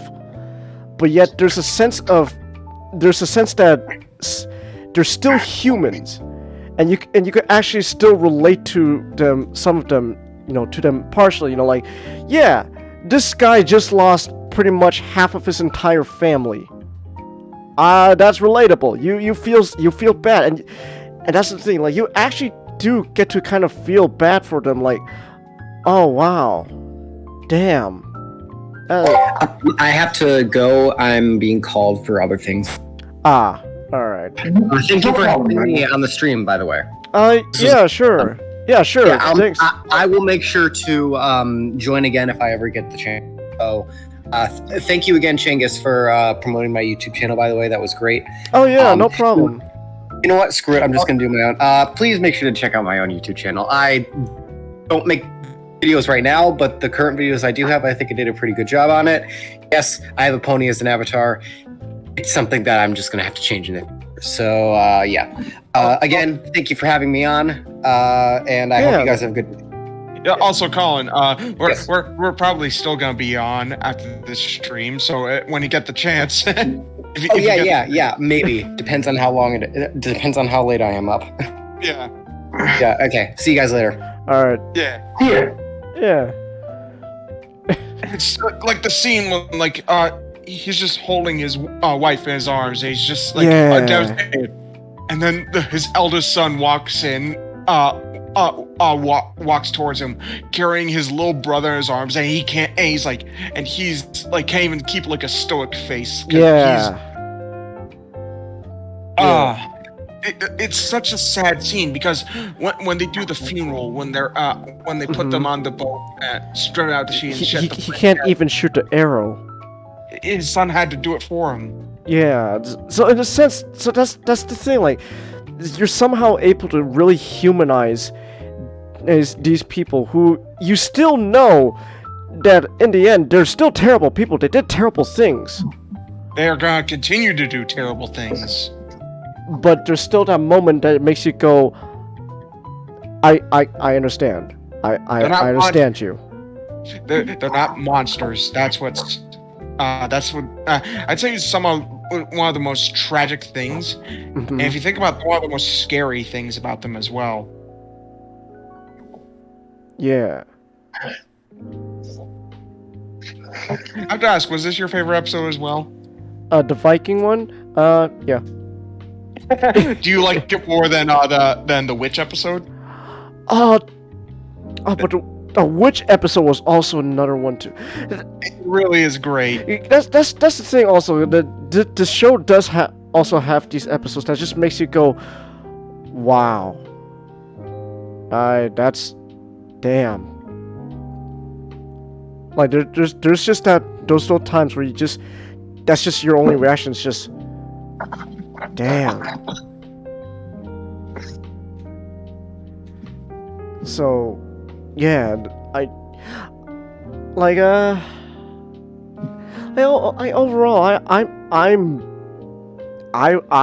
perfectly fine with how season 2 came out. I don't know. Najara said the ending was rushed. I could kind of see it, but I still have a little bit more to talk about, like episode 5, like the midpoint, the primal theory. Oh, that's right. Okay, so episode 5, primal theory. That's actually. So thank you for reminding me that, Nick. We'll get to the ending and my thoughts on that. But like, okay, so episode 5 actually is interesting because it feels. There's a part of it that feels like it does fit in the show, but at the same time, there's a part of it that makes me go, this is very different than everything that we've seen so far. And I guess one of the big things that right away makes it very different is that not only are people talking, but they're talking English. So you can understand them. You can understand their conversation and you can follow along. the second big, thing that makes us completely different is this is not, you're not following people part of an unforgiving society or world. These are civilized people, with suits and all that. They pride themselves as being civilized. It's like we've made it to what is most likely just like the period of human history where we're still figuring out a lot of things, but we're to the point of we created it's you have these men all wearing suits for no other reason other than like they're part of a club, and wearing suits is just like part of that club's initiative. Yeah, it's like there's an etiquette. Yeah, and like these are like rich, high-end people of society. At least you could tell, or at the very least, people that are valued very highly by society because they're like discussing theories and all that. So you could tell so again, like right away you could tell this is a very different episode compared to everything you've seen in the entire show. And the big thing here is our boy Mr. Charles Darwin. Mr. Charles Darwin is trying to tell people his silly, such a nonsensical, silly idea of evolution. Oh my goodness, Charles! Really? Don't be ridiculous, dumbass. Charles, you simpleton. You think anyone's going to buy this evolution idea? Come on, Charles. Look, I'm not willing to deny the fact that we may have evolved from apes, but we are not one to devolve from it. Yeah. So. One of my. Oh, go ahead. Oh. I was just like, one of my favorite things about Charles Darwin is the fact that like if you study like his entire just history, like a lot of his theories and all that stuff, those were just created upon him finding out things and just pondering them. Like he wasn't setting out to do them. So it's like the reason like Charles Darwin went to the Galapagos. He went to the Galapagos Island because he thought it was a really cool place. He wanted to join there. And the first thing he wanted to do when he set foot on the island was he wanted to ride the giant tourists that were walking onto the beach. Mm-hmm. So it's like he was like a big child. Plus there was the fact that Charles Darwin, a product of his time, you know what? If Charles Darwin's also funny because you could tell he was a product of his time because when you study his notes, you could still see you see notes such as like the only thing worse than a black person is the Irish. The Irish. That's always funny to me how back then like people found that the only thing that's worse than being black was being a redhead. Being a redhead who's lazy by nature. The Irish being lazy wasn't just like a stereotype. Like there are people who believe that the Irish being lazy was just natural. It was just God's will to make them lazy. It's just like I know this is a tangent, but I just find it funny how like back then there were people that go like, I could barely tolerate those, I don't know, let's be honest, they'll say the N-word at the time, those N-words, but only thing worse than an N-word is those damn Irish. That's where I draw the line. Man, if only we were talking primal right when we did that one stream where I just flat out said no. Damn it, where's Comment where you need him so he can say the word for us? but as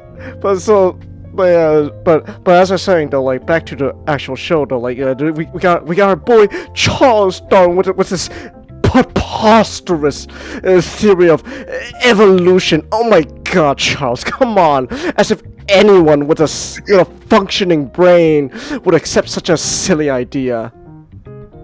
Oh man, I wonder how they must feel now. I don't know, but so Charles is obviously talking about his theory of evolution, but then for this show, Charles is bringing up an addendum to his theory of evolution, where he's saying, we humans have evolved from men, but there's this possibility that deep inside of us there's still that primal urge when we were still apes to just be unleashed. He's proposing this theory that if the chips are down and your life necessitates it, you will essentially, in a sense, devolve mentally back to that ape mentality, where it's just nothing but primal urges to survive. And of course, everyone's like, "Oh, come on, Charles! Don't be an idiot." Like that one guy, look, I'm not willing to deny completely the idea that we come from monkeys. But to think that we'd go back? Come on, Charles! Look at us! We're civilized men! We have guns! And then so the whole episode is just pretty much revolving around that idea of when the chips are down, we will essentially go back to surviving on our basic primal instincts back when we were still monkeys. And in a sense, it's different. It's different from the other episodes, but at the same time, there is still that part of it that's still, in line with primal, the idea of just surviving. That's like the big, I guess, for storytelling, the themes, everyone, my themes, the big theme of primal is survival. Just surviving. So the idea, so in a sense, it does fit still, like the idea that you will do anything you can to survive. So I still like that episode. Overall though, but it's still, but at the same time, it's still different. So, go ahead. Burlington, boxing champion, Oxford boxing champion. Oxford boxing champion. Give him an all, old man. Let him have it, old man. Just how the episode ends. And there you have it. Durlington just has this horrifying 1,000-yard stare. Yeah, just, oh my God, he was right. Also, something I noticed in the episode, throughout the episode, they're slowly going backwards with how they use their weapon. Yeah, they go from guns to swords and spears to boxing to just fists, and then eventually it just ends with just going full primal, just tearing off your shirt, picking up anything that could be like a bludgeoning weapon or anything like that, just yelling, "Ah!" So it's still a good episode. It's just, again, it's just feels very different compared to everything else that came before it. But at the same time, I think that was also it's just, now that I think of it, it's kind of a good bridging moment, actually, when you think about it. Like, you're introducing the idea of, like, a civilization and all that. So the idea of, like, devolving, and then so now, and I think that was a good. I think that's a good bridge to when we get to Egyptians. Egyptians. Wow. Actually, before Egyptians, Vidir. Oh, that's right. So remember those Vikings? let's just say they're not happy about Spear and Fang and Mira, killing their entire village. So they're gonna go out and kill them. Actually, in a sense, the Viking chief is, in a sense, kind of a parallel to Spear. They both lost their families to, an unexpected tragedy, and now they're just off. But I guess the difference is though, Spear. Well, I guess you could say he was initially sort of driven by vengeance, but then afterwards, it's just about surviving and carrying on. But then with the Vikings, the difference is they're just solely about revenge. Yeah. It's like because it's part of the Viking culture. Yeah. It's part of Also, even still, there's even a moment where the chief and Eldar are by the fire, and he's just remembering this time where he just had his family all together. Yeah. And he had to go by the wire just because he couldn't, Mm-hmm. It's just. And then they find pterodactyls to ride. I thought they were giant vultures. Wherever they are. Let's just say they're too big to be birds. They're too big to be modern day birds. Yeah, but at the same time, Nick, I mean, come on. Season 1 had them fight giant bats. James, what if they were like... What if they... James, I have this theory that the cassowaries are able to fly. They're just waiting for the right moment. They're just waiting for the right moment. Oh, God. Meanwhile... Spear finds out something about Fang. He's preggers. She's preggers. Is she preggers? Pregante? And you get to see her lay the eggs. we can't animate the sex, but we can animate a dinosaur vagina laying eggs. Okay, so I wanted to read this. Storyboarding the birth of the eggs was some of the most fun I've had.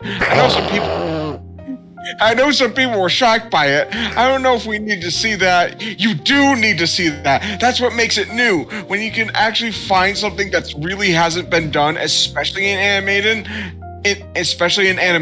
that's when storytelling gets exciting.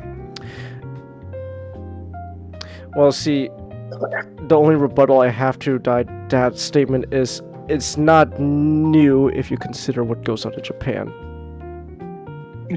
Well, it's like you can get away with it. Like, you can get away with it because just like how health class can get away with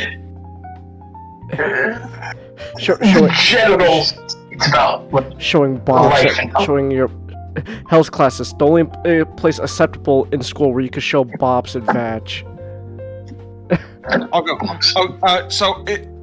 He also said, I have an idea that I'm really excited.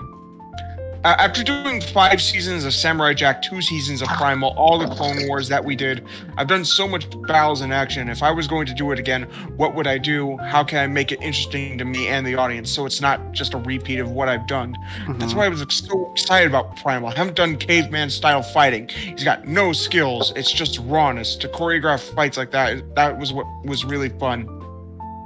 Like, so I'm getting like everything Gendy likes to do is like try something new. I'm still on the platypus. Oh my god. Stop. Seeing a T-Rex vagina was new to him. It was new, alright. It was. Gendy was all like, what does a T-Rex vagina looks like? I'm gonna try to see. I'm gonna try to make one. Oh my goodness. But it's like... yeah, we get to see first time in animation. history, at least in America. I don't know what goes on in Japan. I don't know. Their hentai's fucked up.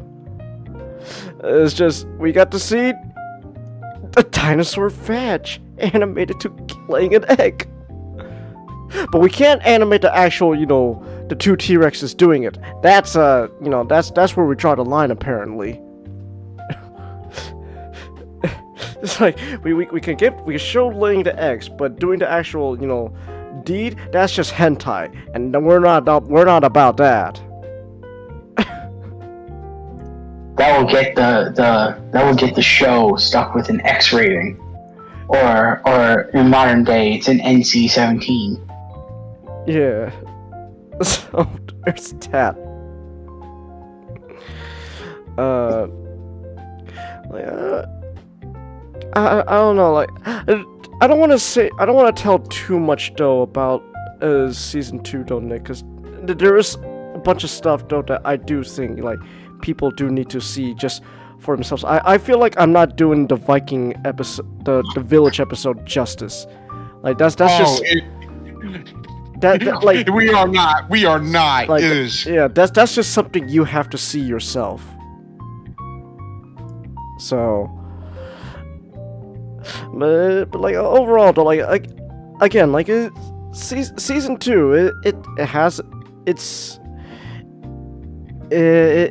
different, but at the same time, there's still a lot of same stuff from season 1, and I enjoyed it. I don't know about the ending. Ninjao says it's rushed, but then again, I don't know.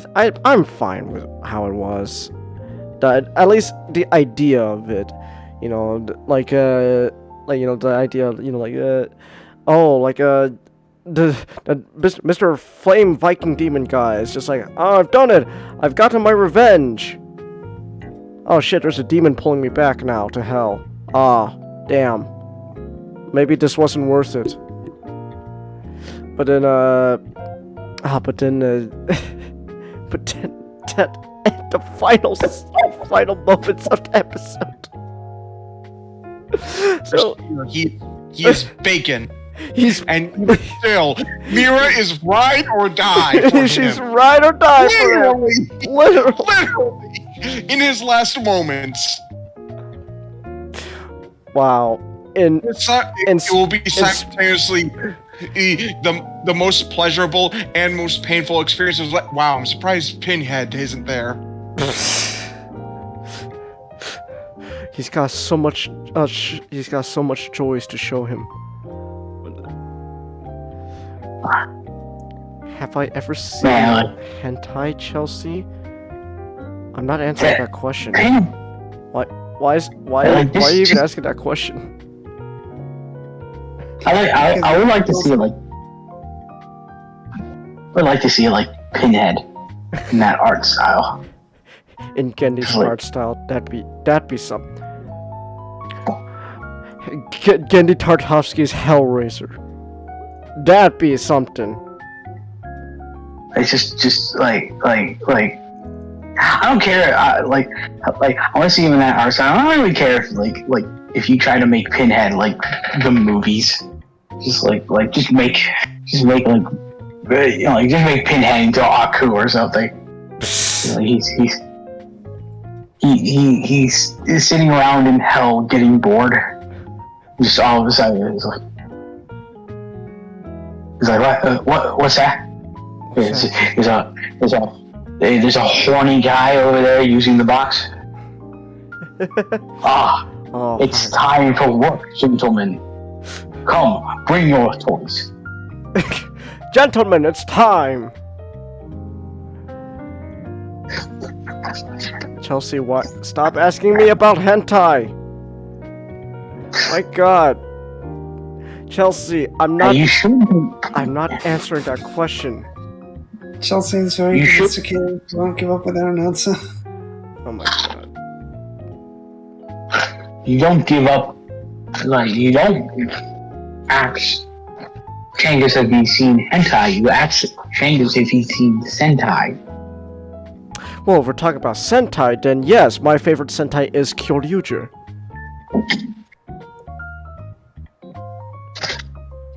Which one is that again? Dino Charge, Ah, but the Japanese version.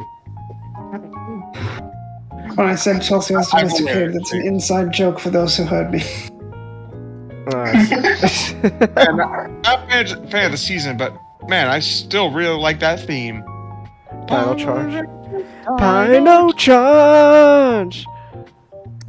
No, Chelsea, I don't think we will. Ask you later. They had good themes up until what was that? Dino Fury? No, Beast Morphers. Beast Morphers. Goku Power Rangers. Goku Power Rangers. Beast Morphers. Wow. Oh. Genki as an animator is just really interesting to me. Yeah. He's that type of man who you can't really pin down as who he is. Like he can make something very very like calm and thoughtful and like contemplated as like Samurai Jack. You know, moments of Clone Wars. Like my favorite, one of my favorite moments of his Clone Wars is just like Anakin just having lunch. And it's just like, of course, like Anakin, he was like a poor slave, so he was just like he's just grown an affinity for bugs. And like Obi-Wan is just not. It's like, I'm sorry, Obi-Wan. Right? Yeah, I'm fine. Right. Like Obi-Wan is not amused. So he's like, "Oh, what's wrong, Master?" It's like, and then it's like he can make like epic action, and all Samurai Jack and Clone Wars. But it's like Kenny's also the type of person where like he also wants to make like really wholesome kid stuff, like Hotel Transylvania and the Popeye movie we're not gonna get. I keep forgetting Gendy's behind Hotel Transylvania.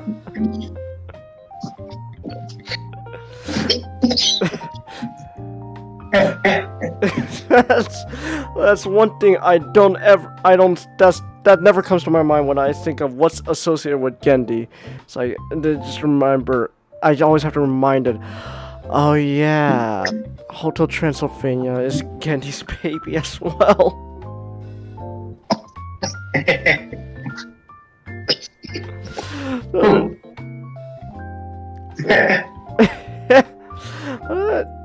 But like overall, like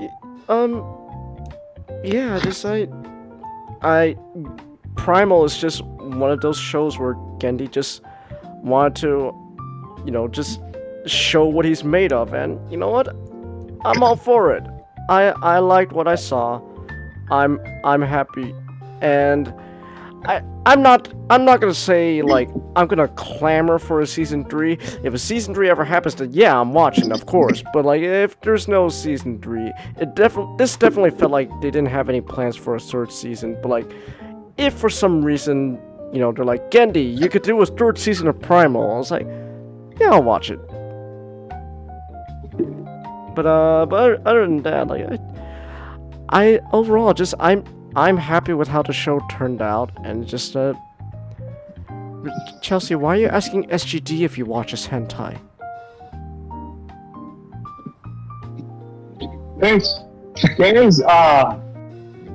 There's more. We actually I read it or whatever. They actually found more like storyboards, I think, of Popeye. And I just then I found amazing. It's like imagine Sony Pictures, Sony Animation, the Infinite Wisdom looked at this really fun, cheerful thing that like little little kids will really enjoy. Mm-hmm. This guy, get this out of my face. We don't want to see that. Now that movie about those icons that belong in your fucking phone, that's where the money is.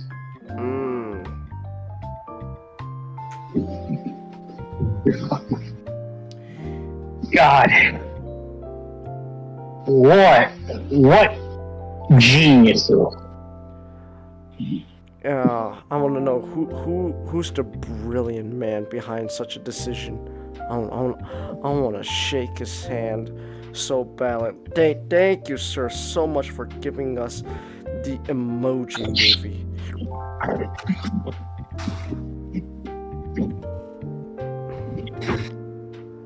Chelsea, to answer your question, I could tell you about things I've seen, and you're like, oh god, I wish you was telling me about hentai instead.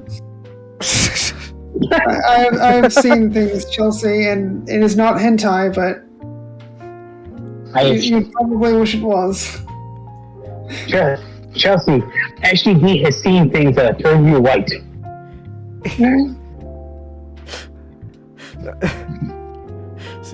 See, I was expecting SGD's response.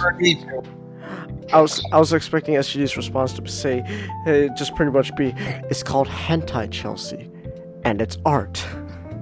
I guess I'm not Catholic.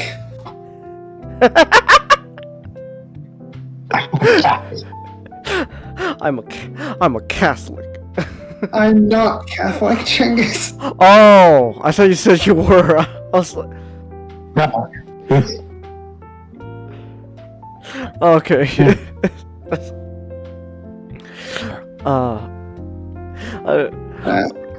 That's me poking fun at some people I'm in Discord servers with. They're Catholic and they sure do love them some inappropriate content.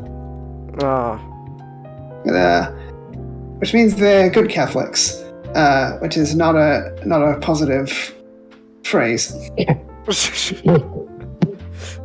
Catholics is an oxymoron.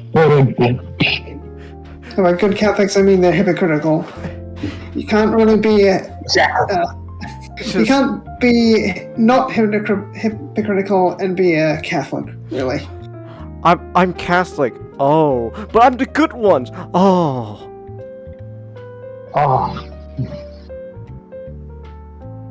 Yeah. SGD is a Protestant like all of us. SGD is a proud member of the Protestant Church. I'm unapologetically Protestant. That doesn't just mean I'm not Catholic. It means I will make fun of Catholics at every given opportunity. But not just the Catholics, but the Presbyterians too. SGD is an equal opportunist mocker. No, it's just the Catholics. I don't know enough about the Presbyterians. I have to be fair on them. I make fun of Catholics because I know what they believe. I don't know. I wish Ninjato was here, then he could tell you what to make fun of Presbyterians for.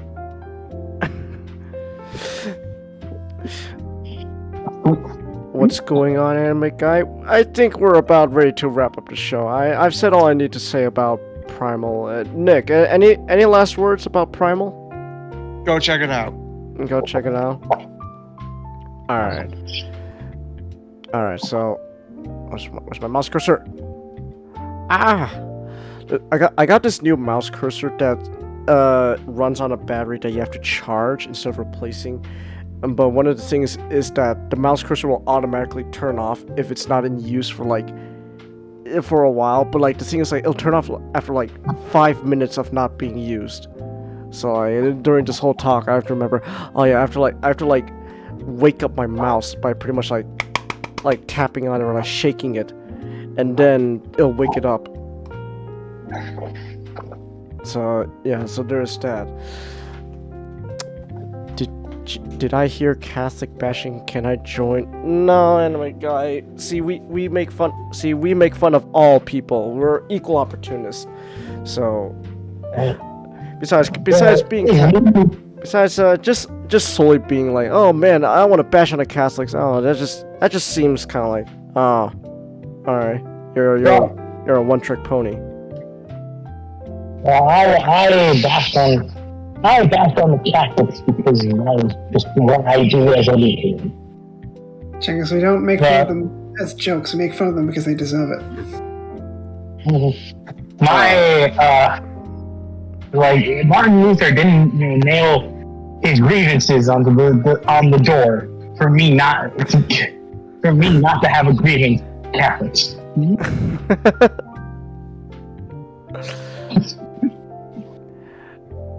I see. You're like DJ Not Nice. I don't know who DJ Not Nice is. I don't know who he is. So, but yeah. So I think we'll be bringing this episode 2 Cents Live to a wrap. No stream tomorrow because Sunday is my resting day, and honestly, Sunday being my resting day is not even out of like religious purposes. It's just I'm usually exhausted by the end of the week, so I just take Sunday off to just go. I'm gonna sleep. I'm just gonna sleep. I think Saturday is actually the rest day. Well, Sunday is my rest day. I don't care what the Jewish was it what was the 7 day. What's the Jewish book again? The Torah. The Torah. I don't care what the Torah says. Sunday's my rest day. So there's that. What was I gonna say? I'm gonna ask the other guys as well when they're awake. But so either this coming week or next week or the week after this coming week on Sunday, because of Nick's request, I want to know if you guys are up for a special stream of top 10 villains, another ranking stream, top 10 villain characters. All right. You up for it? All right. What USGD? Not sure I can think of 10. Think of it. I already have more than 10 down. Well, here, I'll try and come up with 10, but they won't be in order. It'll just be a random assortment of 10. That's fine. That's fine. I'm the one running the stream, not Nick, so I can allow a little leeway. But again, like, I'm gonna be honest. I'm pretty sure a good number of the list is just gonna be different versions of Megatron. So there's that. This is Megatron from Animated. This is Megatron from Beast Wars. This is Megatron from IDW. Okay, so hear me out. All right. Try not to do just like all Megatrons, because I have an idea of where we do like a ranking of Megatrons. Damn it! Not just designs, but like the character. Damn it, Nick. See, but the problem is, like, a lot of my television growing up was just Transformers. We'll have a lot of Transformer villains in there. Just more than just Megatron. I guess. I don't know. I guess I'll put Starscream there. I don't know. I guess I'll put Shockwave on top. Not for any real objective reasons. It's just personal bias. There you go. You have 3 in there already. Okay. Alright. I'll be specific. Oh, god damn it. Like, which Megatron, which Starscream, which Shockwave. You know what? Here, I'm gonna write this down right now in the back room, just as a future idea. I don't know. Just as a future idea whenever I feel like I want to bring it up. Alright, future stream idea for... Okay, future stream idea. I'll call it, in loose quotations, 2 cents. 2 cents top. Actually, you know what? Just I'll make it a 2 cents topic. Just 2 cents topic. Fuck it. I'm gonna fucking stroke my own dick here just because I as an excuse to talk about it. Transformers Express. Yeah. Here we go. It's just a topic where, yes, I'm just stroking my own dick here, but you know what? I'm very proud of what we've done with Express, and I want to talk about it. It might be another joint topic.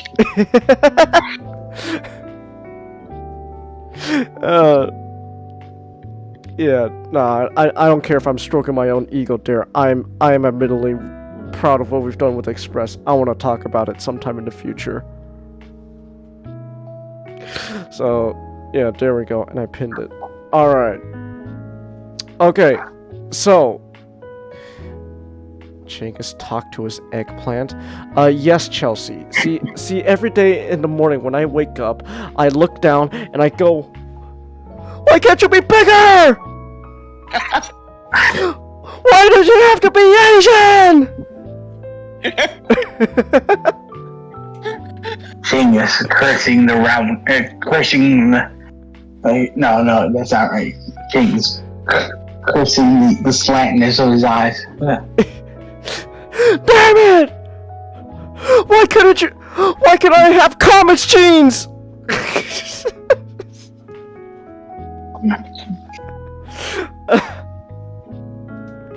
Oh my goodness. Please tell me you're talking about an actual eggplant. Yes, anime guy. See, every morning when I wake up, I have an actual eggplant vegetable just sitting between my legs so that way I could look down and yell at it in the morning. Just, come on! Grow!